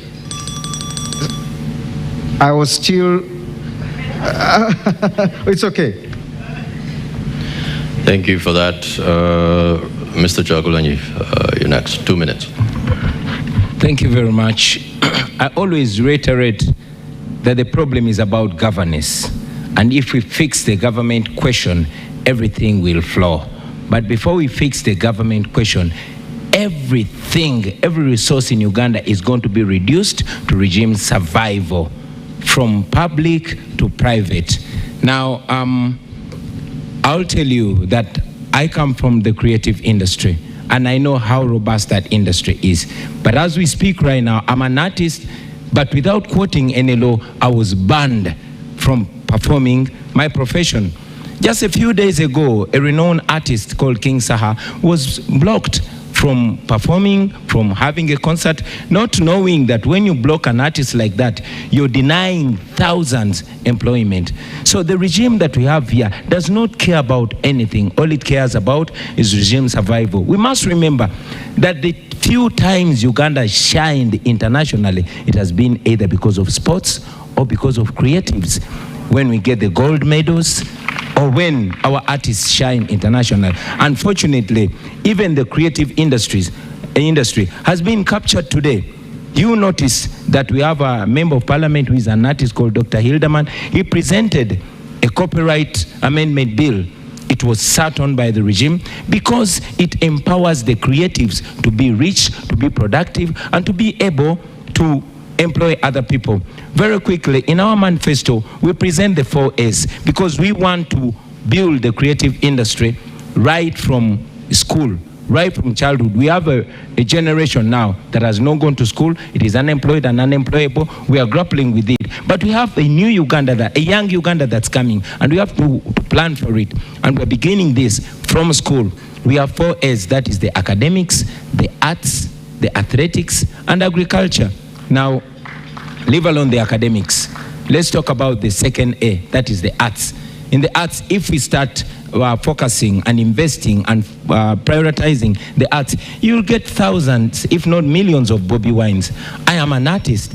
I came from that line. I was able to guide myself. And it is that benchmark, it is that example that we want to bring and use in the schools, the same way with sports and all other areas. All right, Nandala Mafabi Nathan. Thank you so much. I forgot something about Evelyn. How do you reduce cost of living? You reduce cost of production, you reduce taxes, you expand the tax base, and remove tax exemption to foreigners. You will find that the cost of production goes down and the cost of living will be lower. Sports facilities, we have it in our manifesto. For us, we believe the Achibwes here, the Dockers here, is it in Zukuru? If they had no facility, if they had better facility, there are more people here. That's why we're saying we need to put stadiums in every sub-region, and we are saying that at every sub-county there must be a real same facility to deal with sports. I'm not good at it, but we need to promote people's talents. If they are artists, they should be able to be promoted. I agree this should be taught from primary, going upward. Like sports also, they should start from primary. Youth, we have a plan of youth. For us, we are talking about enterprises. If you read our manifesto, it's very clear how we plan. We are saying every graduate, when he's living at the gate, will be handed 1 million shillings to start life. And when he doesn't have any job within 6 months, there will be enterprises to be set up, which the youth will manage, and they will be able to create jobs for others. They are very clear, and we're looking more in agriculture, in the ICT, because now this is the current one. Because if we talk about technology, digital platforms are really most important. But unfortunately, the internet is too expensive. I'm sure it might be the most expensive in the world. But in most countries, the internet now is so, even on the streets, the internet free, where they should access. Currently, for example, most multinationals are using the youth, giving them jobs. Let me give an example. Like you get a multinational will say, auditing, preparing my accounts. You get a youth in India are the one preparing, and they are using dictators, and are being paid, are being employed. And for me, ICT is one of the most important things. It will also create jobs. On violence during elections. All right, you can keep the rest for closing remarks. Each candidate will be given 5 minutes to close this debate and to say one last word to the voter, the constituency, 45.9 million Ugandans. Let's have a response from Mr. Joseph Mavidizi. Use the power. Let me talk about youth empowerment. It starts with education. We need to overhaul the education system to come up with the education which fits our needs. Today, the education we have, it doesn't benefit. There's a microphone that is on. Let's switch it off. Thank you. Yes, it's on. It doesn't benefit those ones who pay school fees, the parents, neither the children. So we have a committee. It's already working upon that. We want to have a new system of education which can benefit Ugandans. Secondly, we are planning to give free internet services right away from May next year, so that will no longer be a problem to Ugandans. Then we want to use both the transferred technology and also the local one. It will help us in innovation, skilling, hence job creation, which have so many opportunities of employment for unemployed. Then injecting more money in creative industry. That one will help a lot because it has become a job when you talk about music and drama, when you talk about sports. So we aim at injecting more money in those sectors. Thank you. Thank you very much for that. As we wrap up, allow me to hand over to all the 5 candidates, 5 minutes each, to give us their closing remarks and reflections and what they plan for this country, in case you missed anything out. Sadly, we do not have enough time. We planned to touch on economics and finance, but maybe you can squeeze all of that in those 5 minutes. I know it's brief, but over to you. Candidate Muntu, could you please start us off? Thank you. General Museveni is going to leave us a broken country, deep in debt, lawlessness, frightening levels of poverty. All systems and institutions have been broken down. There's almost nothing which can check power. The culture of the people who have so lost hope to the point that ordinary people are selling themselves for 5,000 shillings. Leaders are being bought at a higher rate, maybe 50 million, 100 million. That's the state of affairs that we do have in this country. And we are growing in terms of population increase. We have 47 million people. Another 25 years, we'll have hit 100 million people. We are going to face a larger crisis if there's no change of leadership. Also, too, the nature of change. Because we have had 63 years of leaders who go in there and they all almost do the same thing, continue moving the same direction. So there must be something up there which most people may not understand. There's absolutely no reason why 9 presidents can all go in giving promises and within a few years they all get drunk with power. What I promise the Ugandan people is 1, integrity, resoluteness in standing by what I've believed in since I was 23 years old. I am a man of his word. What I tell you today is what I tell you tomorrow. I am resilient. I've been tested, not just by money, which was unchecked. There were no systems in the army. When I commanded the army, I established the systems of managing national resources. I believe in equality before the law. I believe in justice. I believe in equal opportunities. Everywhere where I've been, I have ensured that I practice what I talk about. Therefore, consistency is very, very important. And more so, I project myself based on my track record. So, if it's the will of God and the people of Uganda trust me as I ask them to, it's not that I'm going to be tested. I've already been tested. Money, power, and high office has been the Waterloo for many, many leaders. Talk is cheap, Americans say.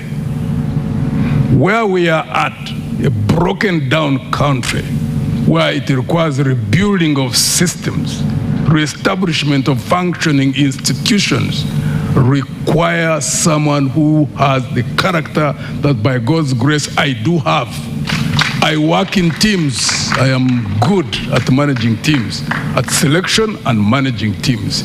Understand the challenges we do have as a country. The future, if it's going to be different in terms of culture, in terms of direction, is not going to be easy sailing. It requires a resoluteness and determination, for example, to fight corruption. Is not an easy job because there are going to be counter forces that are going to fight, domestic as well as foreign. It requires management of national security services, the army, police, and internal security services, which require sophisticated management in the manner where we are now. We are in a very, very precarious situation. Let me give just one example. The nature, the frightening situation that we are in. There is a constitution. Everybody knows that if the president was going to a coma, the vice president would take over. I have asked in 8 districts where I have been that experience. I tell them, who of you believe that if General Museveni was sliding into a coma, that Honorable, the vice president, you need the name? Jessica Alupo? Jessica Alupo. She's a colleague, she was in the army. So, Honorable Jessica Alupo, that would take over. Hey, people look at me as if I've just fallen from space. I have not seen anywhere where they raise their arms. And I've been asking publicly, because I'm not able to access those who are in security services, but for them to take a cue, to look that as a red flag. If something is in the Constitution, and every Ugandan knows that we are going towards a transition, one way or the other, and you have a situation where people don't even believe in what is in that Constitution, to those who are in security services, those who are in government, need to know that there is a problem in this country, and it needs to be handled. Because we are 47 million people. General Museveni is one individual. The security of the country cannot be tagged on one human being. I keep asking people, because there are those who say if General Museveni goes, that the country can easily go down. I ask them, if God recalled him tonight, would he go with the country? Of course, they say no, he won't go with the country. Therefore, we need to deal with the country. What needs to be done? And that requires experience, ladies and gentlemen. That's why I ask for trust from the Ugandan people. And I always keep telling them, whatever we will sow is what we will reap. Thank you. Thank you very much, Candidate Muntu. Over to you, Candidate Bulira. Thank you very much. Dear Ugandans, as we close up this debate, it is a memorable debate that it may be the last time you're seeing me here as an ordinary Ugandan. In the new Federal Democratic Republic of Uganda, starting next year, 15th, just be rest assured all will be in peace. I'm just going to highlight on what we plan as the RPP. I'm staying focused. What we are planning for a new Uganda. We want a new Uganda under the federal system, period. The rest will be sorted. First and foremost, let's also look at our brothers and sisters who are working in the diasporas and living out there. The Kadamas.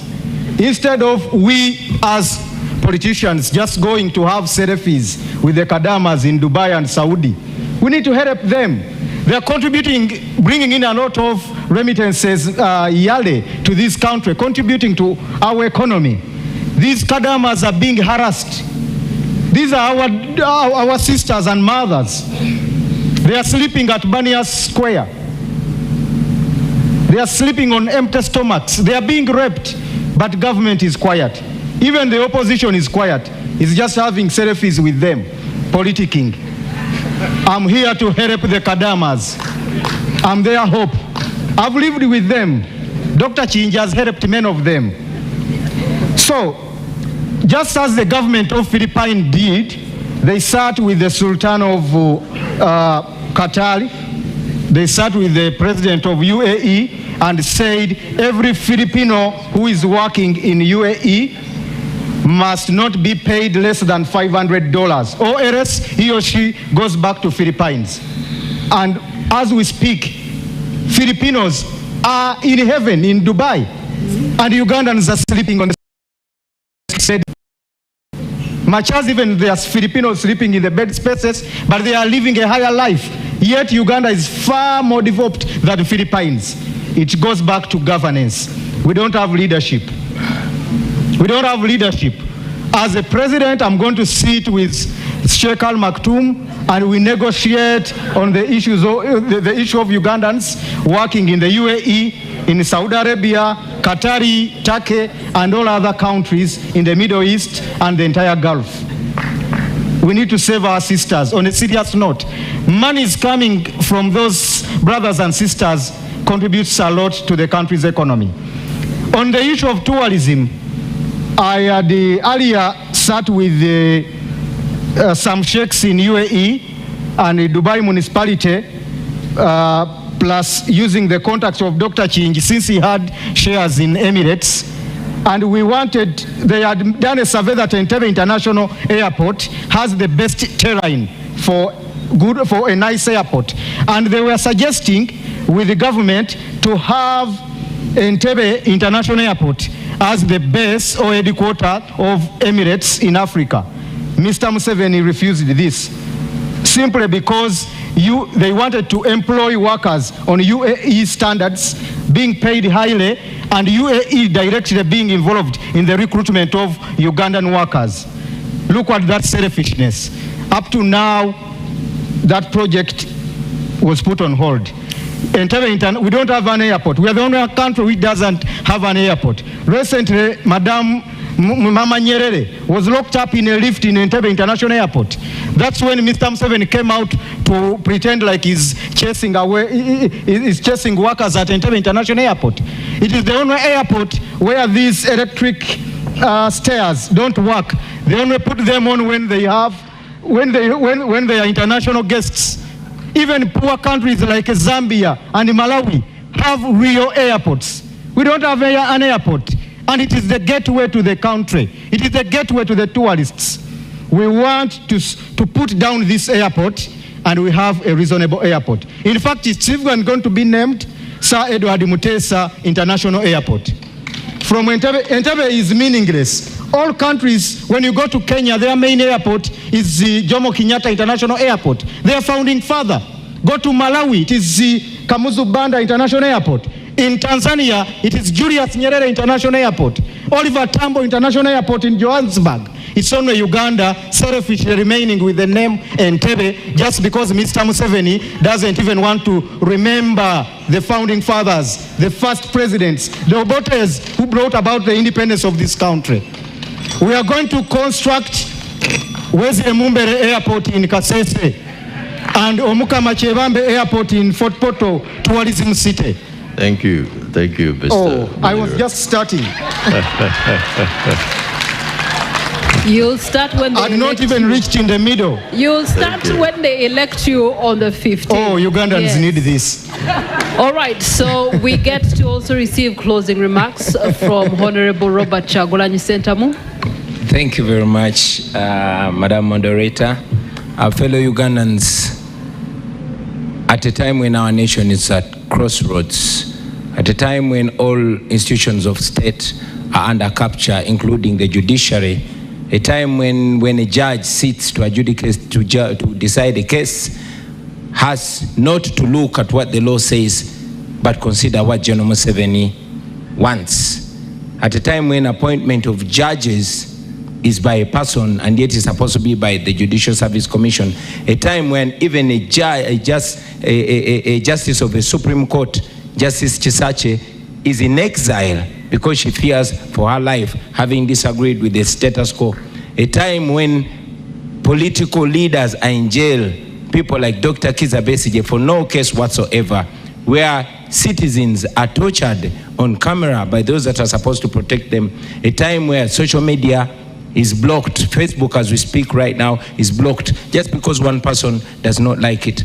A time when laws are applied selectively, where some people are in prison for apparently being charged for computer misuse, and yet, as a person standing right here, I'm a victim of harassment and threats by the highest official in the military, threatening to behead me. In a time where a country is completely captured, I want you to know that a new Uganda is possible. A new Uganda can come, and it's by you and me. Ladies and gentlemen, I come to you as a typical Ugandan. I've grown up in your faces. I've grown up from the lowest of society to here where I am today. I am a symbol of resilience, a symbol of discipline. I came from the ghetto, the worst of character, but to be that I'm a happily and decently married man, well educated and all that, that speaks of my character. Ladies and gentlemen, I present myself to this generation, to unite this generation, to uplift this generation, to stop tribalism, to unite the country. And with your support, with your endorsement, I am sure we can all change Uganda. I've said it before and I say it again. I don't present myself as the most capable or the most educated or the oldest or the most experienced, but the most committed to lead this generation out of slavery.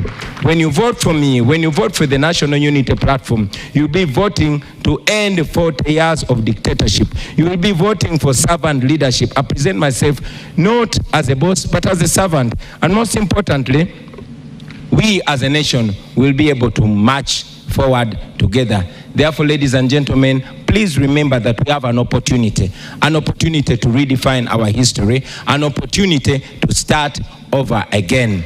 This opportunity is coming on the 15th of January to end the hate, to end the historical injustices, to end tribalism, and to rebuild our country. I am sure Ugandans, especially the young ones, love each other. They want to live together, but they are stuck in the past. It is our opportunity to unchain and unhinge and move forward. Therefore, I call upon all of you to vote for me. Yes, I have the highest respect for all these contenders right here, but I'm the best choice. The people of Uganda have shown it to you. It is only a pretender that will not agree that the person elected to be president of Uganda in 2021 was Kyagulanyi Ssentamu Robert. The people of Uganda have consistently shown it to you, from the north to the south, from the east to the west. None of the candidates can win me in an election, even in their own backyard. Therefore, I might fail to convince them to join the winning team. But you, the people of Uganda, have always taken a lead. You have led us. Please lead us. Let us liberate our country, and forever we shall end this slavery. I thank you for God and my country. All right. Let's have order in the room. We do have other candidates that are worthy of their time. And now turning to candidate Nandela Mafabi Nathan for your closing remarks. Thank you so much. I come in this election, as I stated from the beginning, to fix the economy, and we have money in our pockets. I heard my colleague was asking that I copy their motto. I've been reminded theirs is money in your pocket. For us, I say money in our pockets. The country we are in right now, the main issue we have is greed. That's corruption, which is a cost, a big cost to this country. It's the one which is making cost of production go high. It's the one which is making the country of people to be overtaxed. And the moment we stop this, this will mean we're going to reduce the taxes. And the moment the taxes are reduced, there will be more money at your disposal for consumption, and the layer living will be better. Two, we come with a plan to invest in productive sectors. And that's why we're saying our budget, 10% of the budget will go to agriculture. And the moment the agriculture is up there, bring back the cooperatives, which I come with an experience from Reduced Cooperative Union, because one of those which had been taken away, and now it is there thriving. We believe people will be able to market their produce from their cooperative societies like cotton, like tea, like coffee, like tobacco, even cassava. Right now, cassava is the one which is leading in starch. And 1 kilo of starch, $360. That's about 1,400. We used to have a factory for starch in Lila. It was destroyed. And we believe if we grow cassava, we shall make money in starch. So, in this process, we're going to create jobs. And the moment we create jobs, people will have money, because then they will have capacity to buy goods and services. I come here with experience in the area of economics, in the area of accountability, in the area of financial management, in the area of taxation. And I know how poverty is painful. I come from a village. I studied from a village school until I reached Busoga College, Mwiri. But by then in education, you never needed to be in town to be able to go to a good school. You needed to be in a village and you'll go to a good school. And that's why we're saying we must revamp our education system so that we go back to the basics, so that Ugandans can access good education and be able to lead a better life and develop themselves. In this election, I know we have many candidates, but the problem now is not anything. It's about people suffering because of poverty. The moment we resolve poverty, insecurity will go down. The moment we resolve employment, people will be better lives. I am here. I understand what you go through. Every village, there's a money lender. A money lender who is charging our mothers and fathers very expensive with the knowledge of government. This is very dangerous. How do you charge somebody 50% per month on a loan of limited, just a small loan? This is going to end because people are suffering daily. And that's why we come with a very big investment in the financial sector. We'll return back the cooperative bank, which is in the law. And this is the one which is going to help cooperators. We'll bring the agriculture bank, which is also going to help the farmers. And whatever you grow, if it cannot be sold there and then, it will be put in silos. Government is going to put drivers which are going to stimulate this growth. And the government should lead in this process. We are going to ensure the economy belongs to Ugandans. Our economy currently is for foreigners. The telecom sector belongs to foreigners. The construction sector belongs to foreigners. We believe Ugandans should be the one to lead. I will give an example. To construct a road, all 95% of the materials are from Uganda. The stones, the cement, the sand, the water, and the laborers. Why would a road in Uganda, 1 kilometer, cost money which can make 20 kilometers? It's because of corruption. Corruption must be dealt fully, without fear or favor, and we shall lead by examples to ensure that justice is done without fear or favor. The judiciary should be a judiciary which should be there to do work, not to do political judgments, not to really sit on cases. And if you cannot work, in my time, you'll not be in that judiciary. Because justice delayed is justice denied. And this cannot be acceptable. I look forward, if you lend me your vote, I am the best candidate of all the 8 candidates, because our problem now is poverty, which needs to be resolved. Thank you for that. And our final candidate, Mr. Mavridis. Thank you so much. I'll speak few words so that Uganda don't miss out on this. The problem we have in Uganda cannot be solved by just electing in a new leader. We need to change the system of governance. And the only system that can give us a true solution is federalism. You can recall the last time people or Ugandans shed out tears, it was when the government of late Sir Edward Mutesa II was overthrown by gunmen whose deputy was Nadiope. That is the government which was running on federal system. So without addressing that issue, even if you elect who in the same system, that person will be a dictator. So what we need to do is to look into the governance system.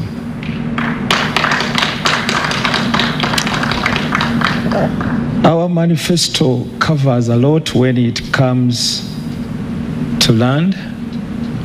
There is a policy on land use. This nation is covered with land grabbing in every part of Uganda. And it wasn't a problem before until this government came in, where a lot of government people go out with a lot of money, buy land, chase people from their land. So we need a policy on that. We want to make environment conservation also a point where we want to make Uganda a forest again by planting fruit trees along all the roads, the feeder roads, the Tamaka roads. It will help us when it comes to rainfall formation, but also employing so many people. How? I talked about getting simple machines to use, that is agricultural modernization, which is very important in our nation. But let me give you an example. Kenya, they have got mangoes, but their juice is not sweet as the mangoes of Uganda we have here. So they come here, they buy mangoes, they take to their nation. Go to supermarkets and ask for juice that comes from Kenya. It costs 15,000, 20,000, 10,000. Our juice here just costs 3,000, 2,000. So we need that value addition and the things that we do here, and that will open for us a large market that is international. You know, we have been talking about East African Federation. Then Africa, Pan-Africanist, what? Before you do it in your country, you cannot trade it in anywhere else. We need to work. We need to make sure that in our country we have federal, so that we opt for East African Federation. And that is the problem that we are facing. Now all the countries, the neighboring countries, they are scared of us because of our way of governance. They don't know what will happen. And you've heard some of the neighbors saying, we had a settled nation, but now what has come, the instability, it is because of Uganda. So we want to deal away with that. There is another important thing that people are not considering. We have been voting, and we supported Honorable Kyagulanyi, as said last time, and his win was taken away. So we need to do something this time around. As we go on, people have not considered some things like the biometric machines. We have written to the justice. Candidate Maybe all of you have already voted in those machines. Where are the servers for those machines? All right. Dear candidates, thank you so much. A round of applause for them. Uganda and the world, you have watched. The debate ends here. However, the choice also begins here. On the 15th of January 2026, you will be presented with a paper. That paper will have 8 candidates. You will have to make a choice, not a choice to give them a future, but a choice to give yourself a future that you want. That power lies in your vote come 2026. So as the debate ends here, the future is now in your hands. I am Priscilla Regina Naluoga. And I'm Arnold Segawa. Just for clarity, in case the people at the Electoral Commission are watching, we want to reiterate as Nation Media Group that 100% we trust in the biometric system, and we trust that you will act.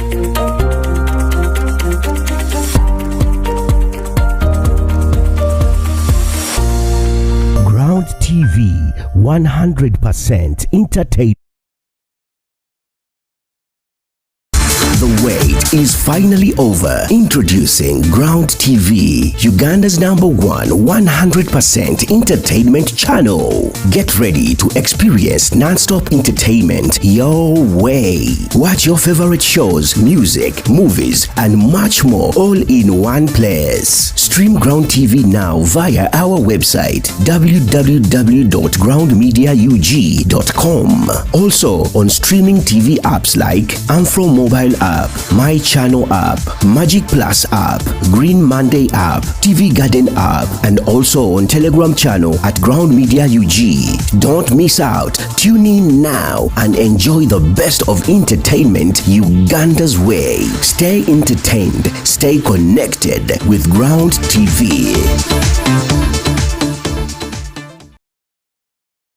Uganda. She's pulling up to explore Uganda and its heritage, taste the Rolex, take a border ride, and light up the stage with a massive concert alongside Cindy Baby, the king herself, Queen Karma, Shiva Karunji, and Winnie Nwaji. 6th December 2025 at Lugogo Cricket Over. Tickets available only on FlexPay, Quicket, and M-Ticket on *252 *4#. Standard early bird 85k, standard regular 100k, standard late bird at the gate 150k, VIP table of 8 3M, VVIP lounge table of 5 5M. Powered by Ministry of Tourism, Uganda Tourism Board, Uganda Wildlife Authority, Buganda Heritage and Tourism Board, Nile Special, Uganda Airlines, Intiko Safari Lodge, Mestil Hotel and Residences, and Wazo Dazo. Big things are one.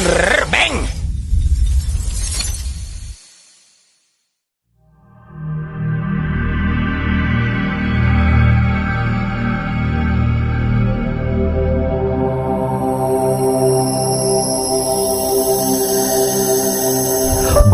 TV, 100% entertainment.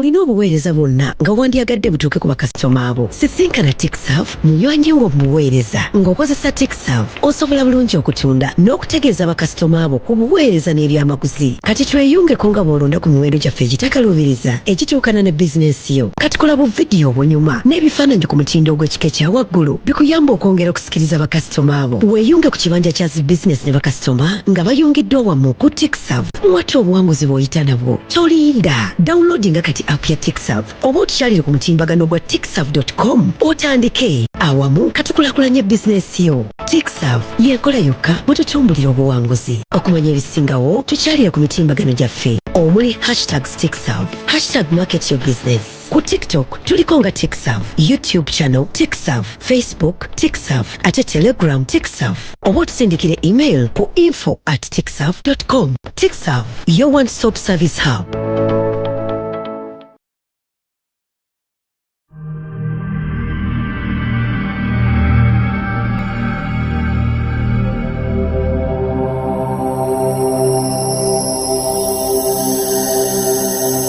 Ground TV, 100% entertainment.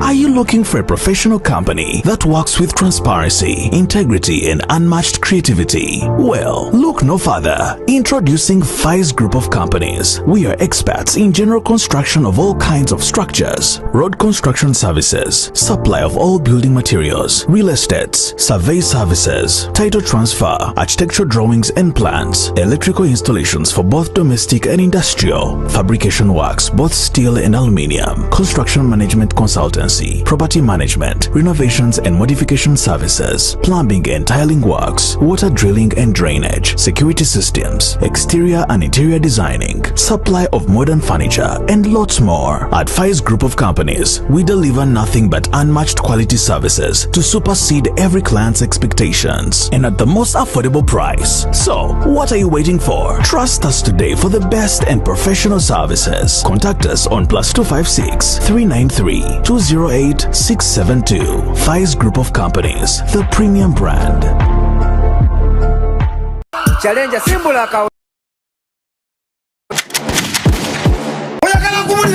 it's all about my life.